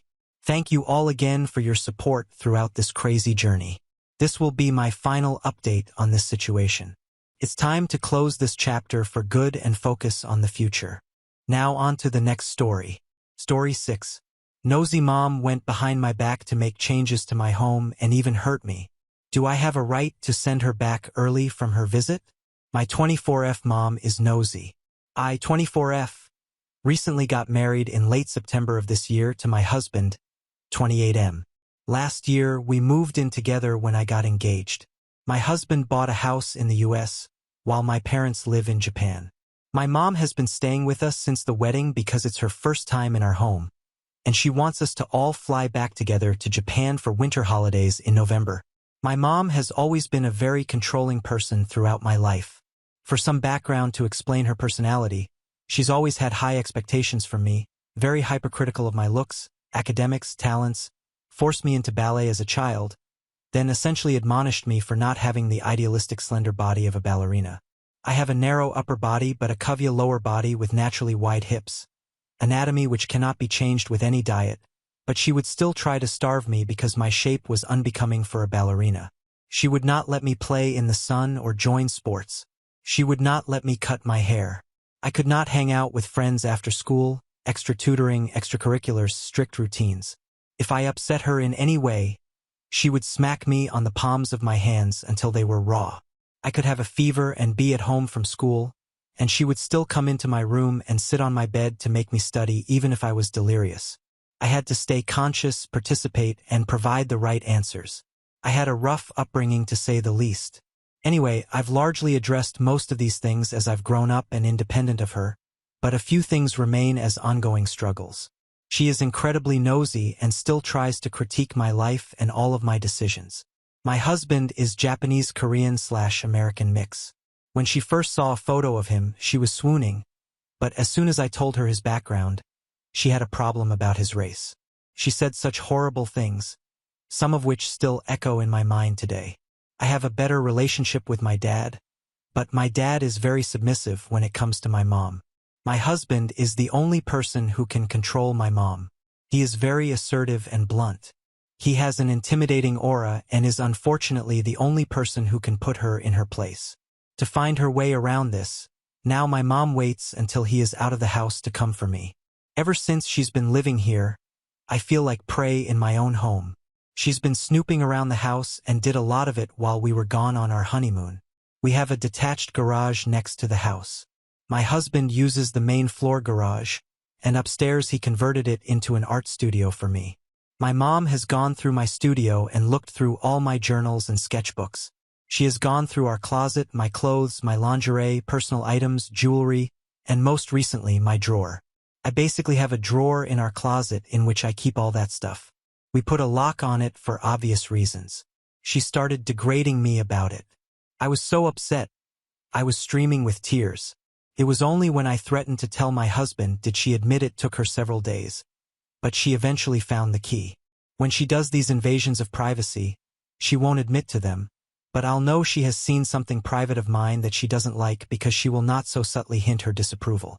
It will show in her behavior, attitude, general vibe that she's displeased, and then she will poke me over and over again to force me to play a twisted guessing game with her. It is nauseating and painful. I know she's my mom. I will love and take care of her no matter what. She has her good moments too, but her personality is so exhausting. I am sure my dad is having a great time in Japan living alone while she's with us here. I feel so guilty about it, but I look forward to having space from her again. I am counting down the days. When I see other people in their closeness to their moms, I can't relate. I feel really sad about that. That's partly why I think I try so hard to bring my mom close. But her behaviors and judgments always hurt me. I wish I was stronger, but I admit lately I don't have the energy to deal with her. Tonight, she was getting physic after having too much wine while yelling at me about my decision to take a break from work. Luckily, my husband came home early. I ran and got behind him for cover. She kept trying to reach around him to grab me. She was not listening to his calm voice, so he had to raise his voice on her, and that's when she stopped suddenly and just went to her room. When she acts like that, I feel so anxious. I was holding my partner's shirt in my fist so tightly, I didn't realize my nails were digging into my skin. I left her water, ibuprofen, a small meal at her door. I just know for about a day she is going to give me the silent treatment and start refusing to eat. I'm so tired. Edit not actual what I mean is toys and stuff. Comment Joey Mommy 2015 WH. Did I just read your mom is abusive AF and you need to go 100% no contact? That's what we all did with my narcissistic grandmother, and it was the best decision ever. Poem Culture Stein. Send her home. She is snooping through your things, crossing boundaries you have clearly placed, yelling at you. She has long overstayed her welcome. It is your house. Send her home. Pretty analysis 6860 op. My husband did tell her since she got physically abusive that night, if there is even one more incident he will buy her a plane ticket and send her home early. I just hate that she's sour and it will impact our holiday time as family later this year. I feel bad for my dad too. He needs a break from her, that's why I'm putting up with her. I will try to sit down and tell her she cannot get physical with me even though she will claim she was drunk and doesn't remember. Update 1. I am unfortunately back here on this website because I am at a loss for how to wrap my head around a new situation which honestly feels like a retaliation or some kind of attempt at asserting control. My husband, 28M, is currently away for work, leaving just my mother and I in our new house. My mother is visiting from Japan as we recently got married. She has been staying with us. The plan was for us to travel back to Japan together in November. Since she arrived, my mother has been a lot, to say the least. She had already received a final warning from my husband. You can see my previous post if you want. My husband told her if her behavior toward me persists, he will have no problem buying her a new plane ticket and sending her home early by herself. Specific to this scenario, she has been criticizing our home in the most unnecessary ways. We purchased our home brand new, turnkey. We have put a lot of work on top of that as well. My mom, however, takes great satisfaction in finding faults in minuscule details, which she claims is constructive. She has been obsessed with the guest room closet. It is a large walk-in closet, as this guest room is actually the main floor master. When we put her up in this room, I had explained to my mother the reason there is shelving on only one side of this closet is because we explicitly requested this from the designer during the finishing. We wanted space to neatly store some seasonal items and sports gear. With this simple explanation, I thought the subject had been closed. Yesterday, I came home from a run wearing headphones. I went upstairs to my bathroom. I was about to start my shower but shut the water off because I kept hearing the strange drilling sound below me. When it wouldn't stop, I wrapped a towel around myself and went downstairs, calling out for my mother. There was no response. I followed the sound and ran into two men standing around in the small FO/hall area that connects to that guest room. They stared back, half smiling, half dumbfounded. I was so shocked, I just froze. My mom appeared behind me, which gave me another scare. I almost screamed. She said something like, "My name. Oh my. Put some clothes on, stupid girl." In Japanese. I was speechless, crimson, embarrassed. I got myself out of there. I finished my shower, got dressed, by which time the men had all left. I confronted my mother. Mother, without asking me or my husband, who is conveniently away, she found these random men from online. They are probably not even certified or a real company, invited him into our home, and had shelves put in. The shelves don't even match, by the way. Smiles. I will now have to remove them and clean up the wall. I feel humiliated and disturbed at what I can only assume is a twisted power move. I have to pay for this service because my mother claims she does not have the money, but also, it is your house. She gave access to our home to people from Facebook or something who could have cased the place after she so graciously told them it is just the two of us women currently living here, but more often just me, as in her words. My awful husband is frequently away. I have been having a hard time falling asleep at night because I'm worrying about getting robbed or worse. I live in a secluded area on an acreage, absolutely surrounded by woods. I can't even see my neighbors. Since my husband had warned her to keep her behavior in check, I feel like it is absolutely fair to send her back to Japan early, but I am also scared to send her because then I'll be alone. I don't have any siblings, but I have a cousin abroad who thinks I am being in awe if I send my mom packing. She is a frail woman and never travels alone. She is also my mother, no matter how horrid she can be. My husband said he will book her a first-class ticket with someone to collect her from the plane and escort her, that she will be comfortable. He wants me to stand my ground. He assures me I'll be safe. He can monitor the home from our security system, briefed me on some scenarios, things like that. A part of me wants to keep her here so I won't be alone. She and I are currently not speaking to each other. Her decision, ironically. Update 2. I am booking her flight right now. She is fighting an AA migraine, asking me to take her to ER, which I am not doing. So now I'm being accused of letting her suffer. We have pain meds at home, and there is nothing ER can do for aura migraine. I am going to try to take her phone away because she will 100% call her own ambulance. Clarification. I regret letting her back into my life so much. Thank you to everyone for your support. You have given me the push I need to follow through and send her home. This is the first vertebrae I'm gaining in hopes of one day growing a spine. I'll probably explore my excessive guilt around this decision in therapy. In the meantime, I'll try to keep reminding myself I've done the right thing. Update 3. My mom's flight was at 2 a.m., direct with no stops. I packed her belongings the night before while she was having her migraine, aka sipping wine and gossiping on the phone. I placed her suitcases in my vehicle. I informed her of my decision in the morning. Leading up to it, I discussed her behavior since the wedding, listing all the incidents and her lack of remorse or willingness to respect us in our home. I reminded her of the warning my husband had given her only a few days ago, and that as a result of her actions, I will be following through with his warning in his absence. She will be going home. She smiled the whole time while I was talking. I asked her, "Mom, do you understand?" She said she understands that I am, hard to translate in English, basically a weakling coward who is blindly carrying out my husband's bidding. She also made a point to be extra cruel by describing my husband as having dirty blood, and a few other slurs I won't get into due to the secondhand embarrassment shame I feel about it. My partner is mixed-race Korean-Japanese-American. She has specifically strong anti-Korean sentiment. So stupid. I clarified that this decision is mine. My husband is not here. She gave a rude laugh. I explained her flight information. "Well, see," she said. I don't think it hit her that this was really happening until later that evening when I started to pack up the remaining few things like her essentials and carry-on stuff. She tried to fight with me to undo the packing. She slapped me many times, but I continued, literally while she was slapping me, dragged the stuff to the vehicle while the verbal and physical barrage went on. I have a few little scratches from the swipes of her nails. One of them is on my face. She then tried to pull my hair. I have really long hair.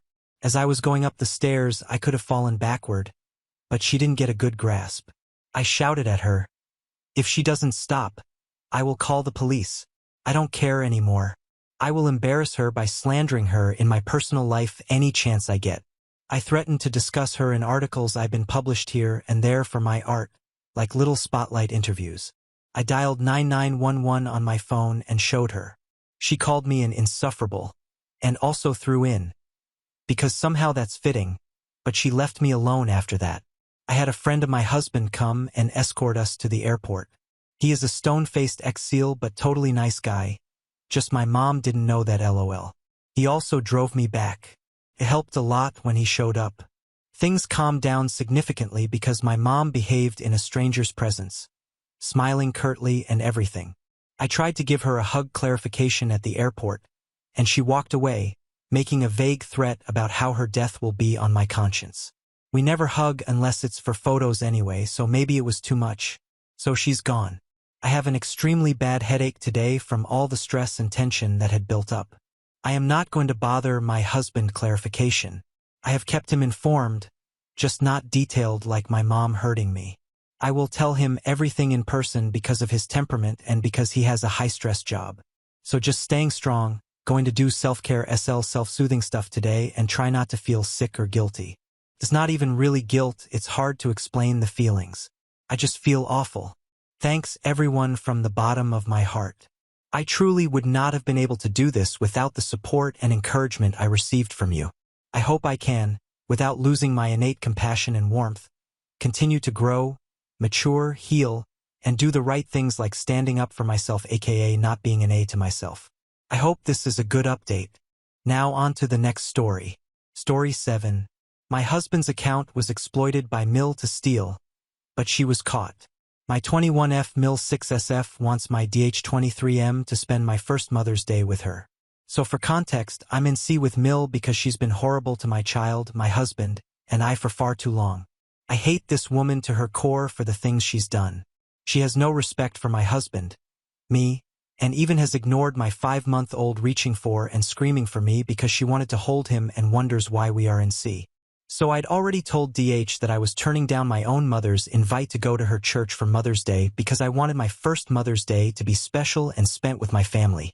So my husband knows that I want to do something as a family and fill the day making memories with our son. He's never off and never spends any time with our son, something we argue about regularly.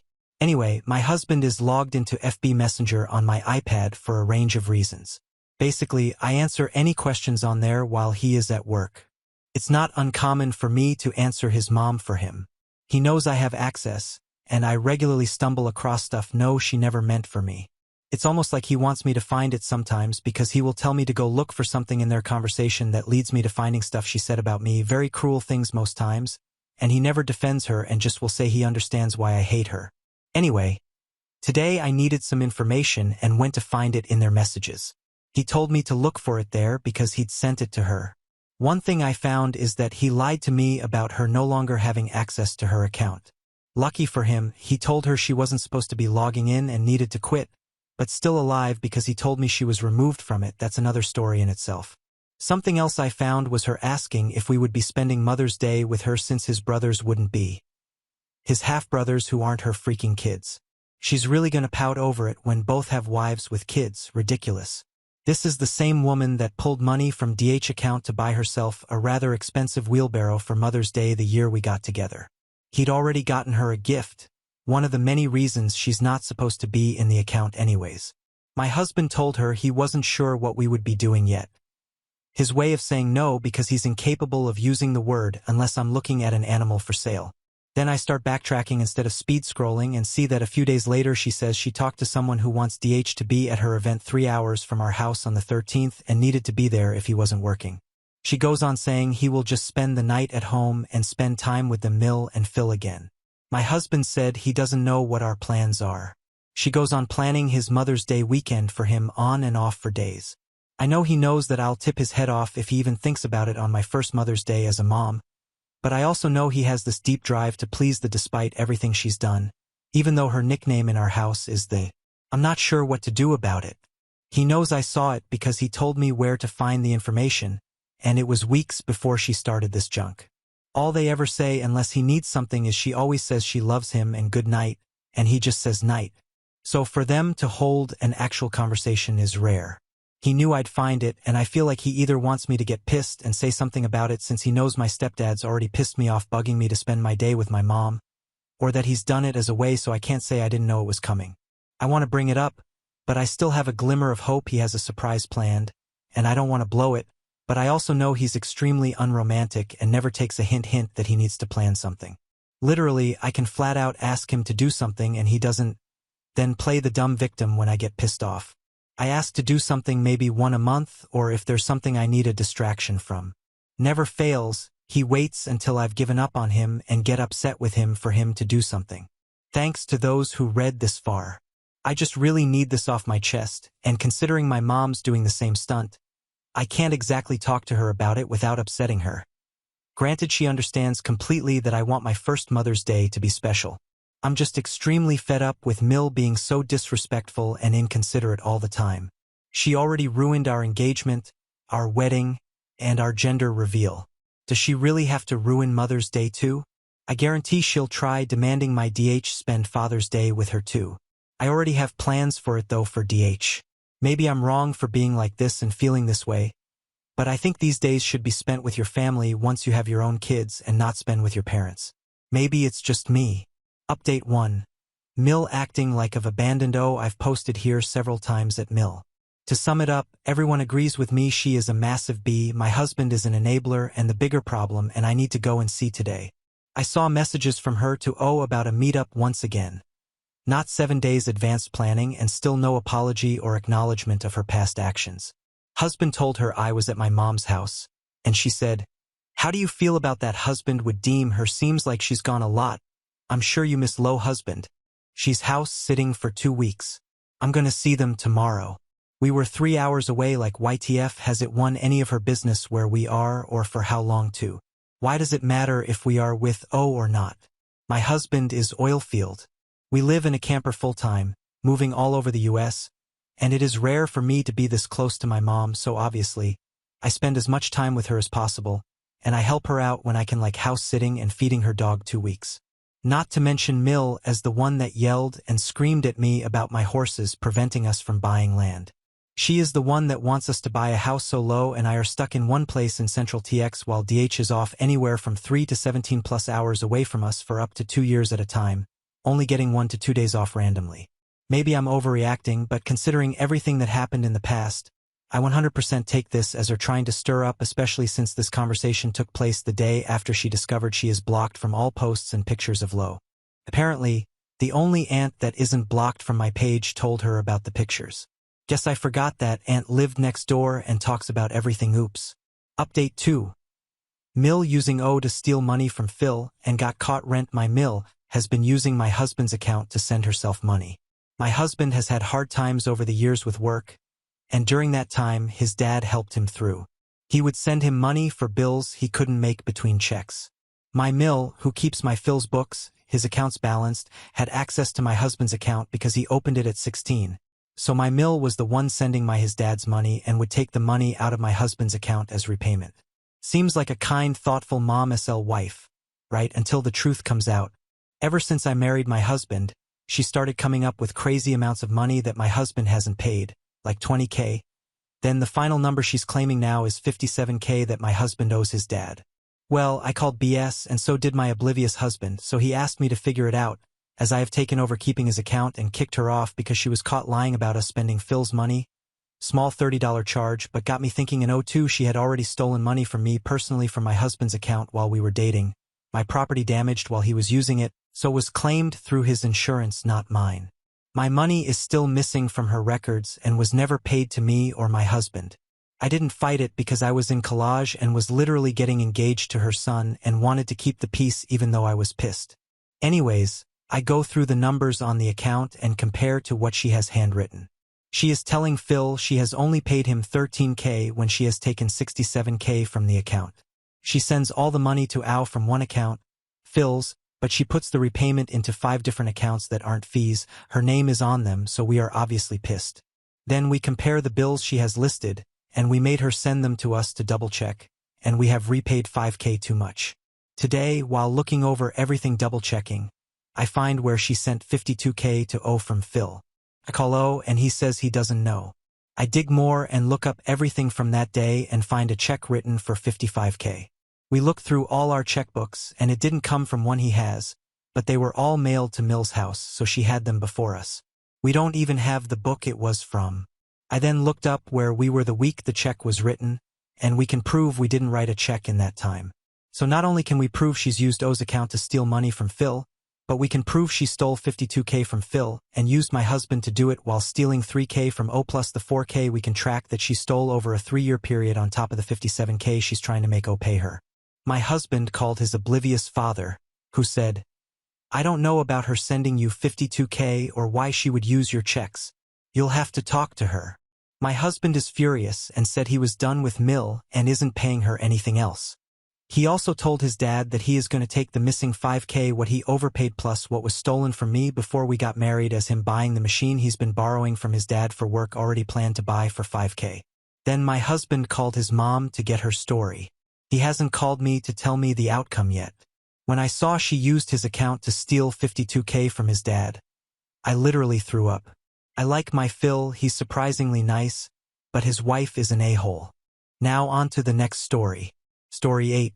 Boyfriend started acting like he barely knows me after months of being so attentive. Am I, almost 22, being too clingy, or is my boyfriend, 30M, being too distant? Okay, so my boyfriend and I first got together 3 months ago. We met at work because we work in the same office, but in different departments. Only a few of our coworkers know about it, and they know to keep it a secret. We make sure to actively avoid each other at the office so it doesn't cause any drama. He was interested in me at first and I turned him down, but after he went out of his way to show me how thoughtful and sweet he was, I agreed to a date and things quickly went from there. I'd only dated one person before him, but that was only 2 dates and things never really went anywhere, thankfully, because he was a total douchebag. He's been in a few LTRs before me and even had a fiancée at one point. They broke up because she cheated on him. For about the first month and a half of us dating, he was very attentive and communicative. We'd be texting almost all the time, and even though we both had busy work schedules, we'd usually go out or hang out at his place at least twice a week. He even got me a drawer at his place of about 2 weeks after we began dating, so I'd have a place to put my pajamas and things. He was very clearly interested in me, and honestly, one of my concerns when first getting into the relationship was that I may feel smothered at some point and would need to sit him down to let him know that I needed some space. Honestly, I wish that was my concern because trying to get his attention nowadays feels like pulling teeth. He used to be really sweet to me and flirt with me a lot through text, and now the most I'm able to get out of him is the occasional hon. When we were first seeing each other, he would invite me over and invite me out and would express excitement towards seeing me. Now, I'm usually the one who has to initiate the plans, and he'll usually respond like, "Yeah, we can do that," or "Let me check my calendar." Like, damn, do you even want to see me? I'm asking to spend time with my boyfriend, not squeezing in a business meeting. It makes me feel like an obligation, which I really hate. Even though my boyfriend and I usually only see each other about once a week nowadays, he joked with me one day, calling me clingy. I got really upset with him about it and kind of bitched him out for it. He apologized, saying it was a joke and he didn't mean it like that, but I feel like he wouldn't have made it if there wasn't a hint of truth to it. Communication is minimal nowadays, and what I do get is lackluster. We used to text continuously, having the most interesting and intellectually engaging conversations, some sweet, some sexy, the drill. He's on vacation right now, and a few days ago he texted me a good morning text around 10 a.m. And when I responded back, he kept me on read until midnight when he finally replied back saying, "Hey, sorry, I was doing so and so all day." It only takes a few seconds to shoot a text saying you won't be on your phone for the rest of the day. I would have preferred it to feel like I was being blown off by my boyfriend for the entire day. I feel like if he actually cared, he would have taken that into consideration. Also, I texted him asking for him to call me because I missed him after he was gone for about a week, and he just replied, "Yeah, I get it. Can I call you tonight?" Then, when we talked on the phone later on that night, I said, "I miss you," a few times, and he didn't say it back. I get that maybe it takes longer than that amount of time for some people to miss others, but when we were first dating, he once said "miss you" to me when we just seen each other the day previous. I don't get it. We're still physically involved when we do hang out, and what we do together is good. But there really isn't any build-up or tease anymore. He doesn't compliment me, and we don't sex. It kind of makes me feel like friends with benefits in a way, except friends with benefits probably are more excited about seeing each other. At least he doesn't really open up to me emotionally anymore. He used to talk to me about things that are bothering him or things that are going on personally, and he doesn't really actively bring those things up anymore. I want to be there for him, but it's hard to do so when he won't let me. I really hope that this post doesn't paint him out to be a bad guy, because he's really not. In fact, he's an incredible guy, which is why I'm with him. He's charitable and sweet, has a great love for his family and friends, and he's smart and funny. He always listens to me when I'm stressed or upset and apologizes when he messes up, and it's not like he's ashamed to be with me or anything. He introduces me to his friends as his girlfriend, even though he has a lot of female friends. I don't think he'd cheat on me. He actually hadn't been sexually involved with anyone for about 2 years before seeing me, so I know he doesn't give in to urges and temptation like some people do. It just makes me wonder why he's acting like this. I've mentioned to him as being distant before, and he just tells me that he's sorry and that he hasn't noticed he's acting like that, then brings up 1 or 2 very temporary things that have been on his mind. I'd understand it if it had just happened for 2 weeks, but it keeps happening and is getting worse. I want to talk to him about this because I really want things to work out between us, and I don't want to end up resenting him over something that's fixable. I don't feel like I'm asking for too much. I just want to be a priority and to be shown affection. Am I just over-analyzing everything? If he were really losing interest in me, he would have just broken up with me already, right? I know that pretty much every response I'm going to get is going to say that I won't know until I ask him, but I don't know how to present this to him. Like I said earlier, when I do present problems in our relationship, he just apologizes and apologizes. I don't say these things to guilt-trip him or to make me feel superior to him. I just want our relationship to be healthy, and how are we supposed to do that if I don't communicate what I'm feeling? I'm going to be seeing him on Saturday, so I think I'm going to need to sit him down for a very serious face-to-face talk. I'm just not sure exactly what to say. Any advice or perspective would be much appreciated. Update. I couldn't wait until Saturday. On Tuesday, I asked him when he was flying back in from vacation, and he told me he was flying at around 12:30 a.m. on Thursday, so I told him I wanted to come over to his house after work that day today to talk. He apparently had plans with another coworker of ours, which I was salty about because I figured that he would want to see his girlfriend of all people after being gone for 2 weeks, but he blew them off because it sounded important, so I went over to his house tonight with a box of his things and gave him the spiel. I said pretty much everything I said in my post, then basically laid it down to, if you're not into me anymore, I'd understand, but please just break up with me so we can find people who are better suited to us, and if you are into me still, then you need to show it. The entire time, he nodded his head and looked very understanding. Once I was done talking, he admitted that he had indeed been distant for the past month and a half, particularly the past 3 weeks. He then explained that the reason for this is because he realized that we have very different aspirations for the future, and he has been racking his brain and talking to everyone trying to find a way to make it work. I asked him what he wanted that I didn't, and he said kids. He wants kids within the next couple of years. He said he thinks he'd make a really great dad, and he knows that I'm young and that's not something that I want, and even if it is, it wouldn't be something that I would want within the next couple of years. He told me that it was killing him inside, that he couldn't think of a compromise that could work for us to be together because he loves me, the first time he's ever told me that, and the last. He said he didn't want to continue on in our relationship hanging on to maze, only for us to end up resenting each other or pressuring each other into things we don't want. I let him know that I'm still growing and my thoughts on it could still change, and that right now my main reservation with children is actual pregnancy, and I could possibly see myself adopting. He shook his head and said he wanted children of his own. He's right. We cried in each other's arms, collected my things, and discussed our boundaries at the office. I let him know that I didn't regret our relationship and that I was so thankful for all of the good that we had together. I thanked him for being so good to me and for showing me the way that I deserve to be treated in a relationship before the emotional distancing, of course. He then told me that he was honored to be my first boyfriend, as he understood how big of a step that was for me to take, and said that I'm the best girlfriend he's ever had and I've shown his love more than anyone he has ever dated before, including his ex-fiancée. He said that he felt for a long time that he didn't deserve love, and I showed him that he did. We agreed that we were going to keep all of the gifts that we given to each other and that we needed some time apart to grieve, but that we would still be friends and that we wished the best for each other in finding people who have the same aspirations for the future. He then walked me to my car for the last time. This sucks. Edit. Thank you everyone for your kind words of support. I'm still hurting, and I have spent a lot of time crying, and I'm sure I will for a while, but I will heal with time. The day after the breakup, I tried to avoid him at the office, but the few times I saw him by accident, I could tell he was hurting. It hurts me to see him hurt. I have not spoken to him since and will not do so for quite a while, as I don't want to reopen the wound.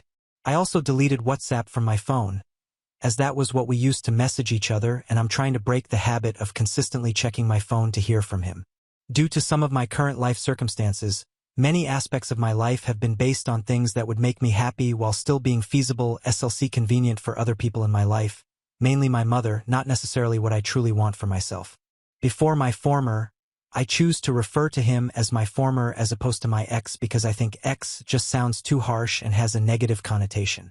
I never would have thought marriage would be something that I'd want for myself, now that I've been shown what a good relationship is like and what it feels like to love and be loved in return. I would really like to be married. Since I'd previously never even thought I wanted marriage, this is why I never really prioritized whether or not I wanted children. I have a bad habit of focusing on my present instead of my future. I have decided that for the next few months, probably closer to half a year, I'm going to make a point of prioritizing what I want for my future long-term in regard to what I think would make me happy. I'm going to start reflecting on whether having children is something I think could be a fulfilling part of my life and if it would make me happy. I'm honestly not sure what children are like. My friends/close family don't have children, so I never really spend time with any, which is another reason I haven't thought about it much, so I may see if I can find some opportunities to babysit or spend time with children in some other way to see if I like them and if I could see myself caring for one long term. I think it's something I need to do to avoid this kind of heartbreak in the future. And if I do decide that I'd like to have children on the same timeline as my former does, and it just so happens that my former is still single and still wants to build a future with me, then I'll see if he wants to pick up where we left off. But if it turns out that I just don't want kids or I know I'm not going to be sure for a while, then I will hope someone with just as much love to give comes into my life, who feels the same. Now on to the next story. Story 9. Found out my wife was having an affair with my gym buddy. I kicked her out of my house. My wife and I have been married for 6 years. We met at work and instantly connected as employees. We were discouraged from dating others in the office, so I spent all of my time trying to make her laugh and joking with her about the other people around us. Eventually, I found a new job at a great place, and on my last day in the office, I asked her out. She said yes, and we fell in love. We got married after about 1.5 years of being together, and it was one of the best decisions of our lives. The pandemic happened early on in our marriage, and at first it was causing some stress. We had been used to being away from each other during the workdays and only really seeing each other on weekends and evenings. It isn't that we didn't love each other, but we both had our own time for ourselves. The pandemic really got both of us thinking about our health. We were both relatively healthy. We ate well for the most part, and before the pandemic we got most of our exercise from running around our respective offices. However, with the pandemic we were very sedentary, and both of us were putting on a little bit of weight. When things started to clear up, we both decided that we wanted to get a gym membership. We went together, and we had a good time focusing on this new lifestyle. On top of that, we both really loved exercising, and we could see the benefits of it fairly quickly. We started going to the gym together 3 or 4 times a week. The more we went, the more confident we were. Our membership was at a local place owned by someone we knew, so we recognized a lot of the people at the gym. There was a sense of community there that we liked. One day while we were driving back from the gym, my wife asked me who my gym crush was. I was taken aback by the question because it seemed like a weird thing for her to ask. She assured me that she wasn't going to take it the wrong way, but she'd seen me paying attention to some of the other girls in the gym, and she was just curious. In fact, she promised to tell me hers. I thought about it for a moment, and I realized that I was confident enough in our relationship to have that conversation with her. Of course, neither of us was the only person we were attracted to. We are both human after all. As long as neither of us acted on those impulses, we were fine. I told her who mine was. We'll call her Heather. Heather went to the gym with her fiancé, and we crossed paths with both of them often. My wife confessed that her crush was Heather's fiancé. We'll call him Joe. We teased each other about it after we confessed, but it was never really something that came up again. Several months later, I was playing basketball with some friends from the neighborhood, and I landed very badly and tore a ligament in my knee. I had to go through some physical therapy alongside months of rest. During those months, I wasn't able to go to the gym with my wife. She was still going, which I had no issues with whatsoever. She had been very passionate about her fitness and activity after the fact, so I was happy she was still doing it. I just wished that I could have gone with her. After the injury, I found myself in a depressive episode. I was trapped in my house for the majority of my time, and I was feeling isolated and alone, so I took up some bad habits. I put on a little bit of weight, and some of the muscle tone that I had earned over the months of going to the gym disappeared. It didn't help my depression that I could see it happening and felt helpless to stop it. I complained about the issues I was having with my body to my wife often, and she did what she could to assure me that it wasn't an issue. She would love me no matter what. However, her actions spoke differently. It seemed like she didn't want to be around me as much.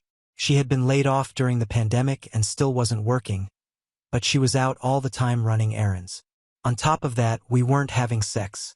I took it as her not being attracted to me, but I didn't want to go to her and ask about that. I think a big part of me was too afraid to hear the truth. She started going to the gym more and more, and I started to realize that she was going 5 or 6 times a week, which was more than we had ever really gone. It definitely seemed like she just wanted to get away from me. Months passed and I was done with my rest and going to physical therapy to try and get everything back to normal. When I was finally cleared to be off crutches and able to begin light exercise again, I jumped at the opportunity. My wife gladly brought me back to the gym, and everybody else there seemed happy that I was back. I was friendly with just about everybody at the gym. That included Heather and Joe. My first week back, everybody including Heather came over to me and asked me all about my recovery and how I was feeling. I didn't notice it at the time, but Joe was steering clear of me. Looking back, after I returned to the gym, he and I hadn't had a single conversation with each other. I couldn't remember him talking to my wife either. Because I was still recovering, I wasn't able to go to the gym very often. I had to take it easy and make sure I was giving myself time to recuperate. I was going to the gym every other day for the most part. My wife kept going at her normal pace. I was working from home, so thankfully, I was able to step out and take walks or things like that whenever I wanted to, as long as I was getting my work done. My wife told me one morning that she was going to the gym in the afternoon. It was one of my resting days, so I hadn't planned on going with her. Around lunchtime, I was feeling fidgety, like I had a lot of energy that I needed to get rid of. I figured I could take an hour and go cycle or walk on the treadmill, so I made my way over. My wife told me she was going to be there, so I was expecting to see her inside. When I arrived, I looked around for her and she was nowhere to be seen.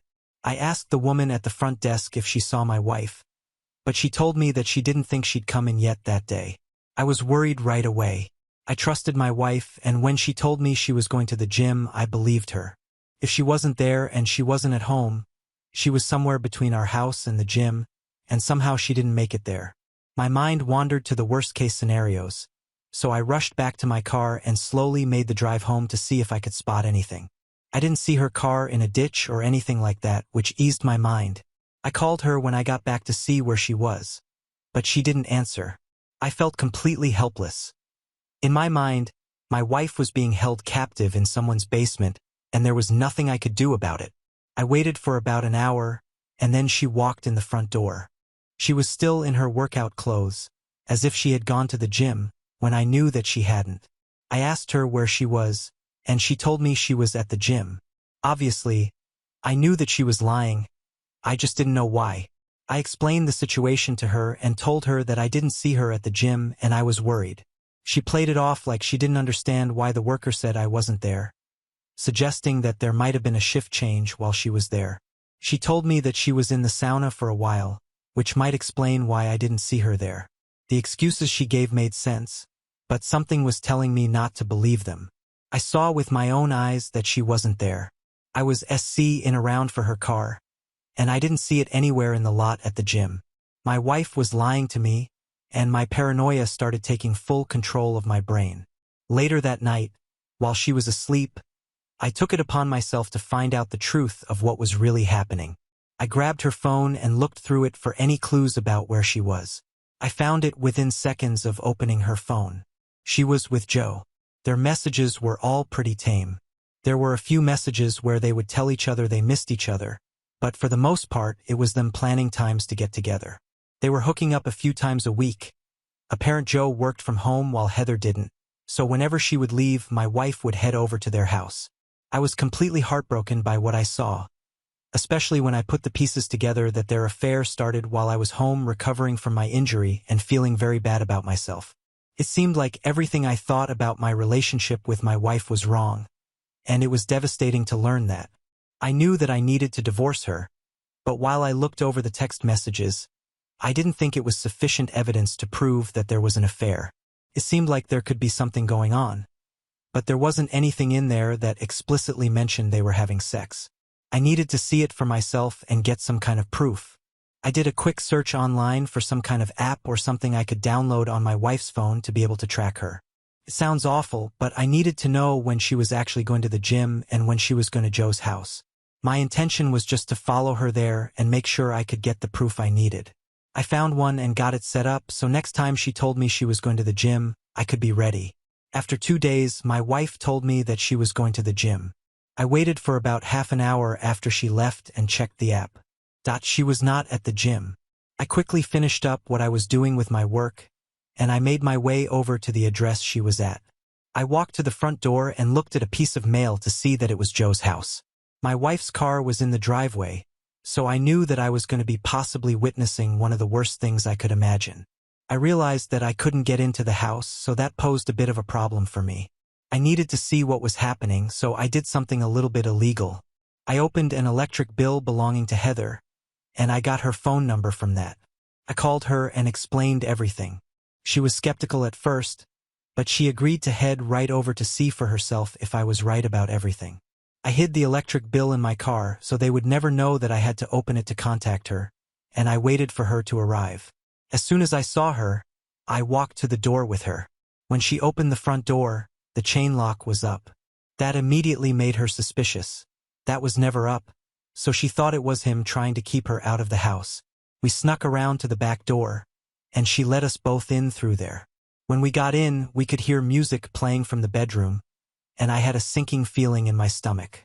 All of the signs pointed to my wife having an affair, but there was still part of me that had the slightest bit of hope that I was misreading things. Of course, that wasn't the case. Heather led me to the bedroom where she opened the door to see my wife and Joe together. They were both surprised to see us there. Heather ran up to Joe and started hitting him on the head with her purse. I couldn't blame her for reacting that way. My wife covered herself as quickly as she could and tried to explain herself to me. She told me that it just happened while they were at the gym. She tried to tell me it was the first time anything like that had happened and she regretted it. I told her that I knew she was lying and there wasn't any point and to expect to get divorced. She still hadn't found a job since being laid off from hers during the pandemic. She had gotten quite comfortable with not working, which had been a point of contention in our relationship in the past. But I made enough for us to still live comfortably. She tried to convince me to change my mind about it right there while we were standing in the doorway of the room she was just cheating on me in. I told her that my mind was made up and I was going through with it. She was angry about that, and as I was walking away, she told me that she wasn't attracted to me anyway and that I could never really satisfy her. I knew the second part was a lie, but the first part of what she said stung. I had my insecurities about how I looked after the injury, and hearing somebody who was supposed to love you say it wasn't a blast. Heather and I both ended up divorcing our partners, and we wrote letters to each other's divorce attorneys explaining everything that happened. Since we didn't have any photographic evidence, I kicked my wife out of my house and she ended up moving in with Joe. They were apparently in love with each other and planned on spending the rest of their lives together. They both got married a few months after the divorces were finalized, which I know now that they regret because they're in the process of divorcing. Heather and I talk to each other on occasion and we laugh about how dumb of a decision it was for them to remarry so quickly. From everything I gathered, Joe ended up cheating on my ex-wife with another woman from the gym. That's what sparked their divorce. I'm happy knowing that my ex-wife was forced to get a job and spend a good portion of her earnings paying for two separate divorce attorneys. We have reached the end. If you enjoyed this video, please be sure to like and subscribe to the channel for more videos like this, and give us your thoughts about the stories in the comments section. Thank you and see you in the next video.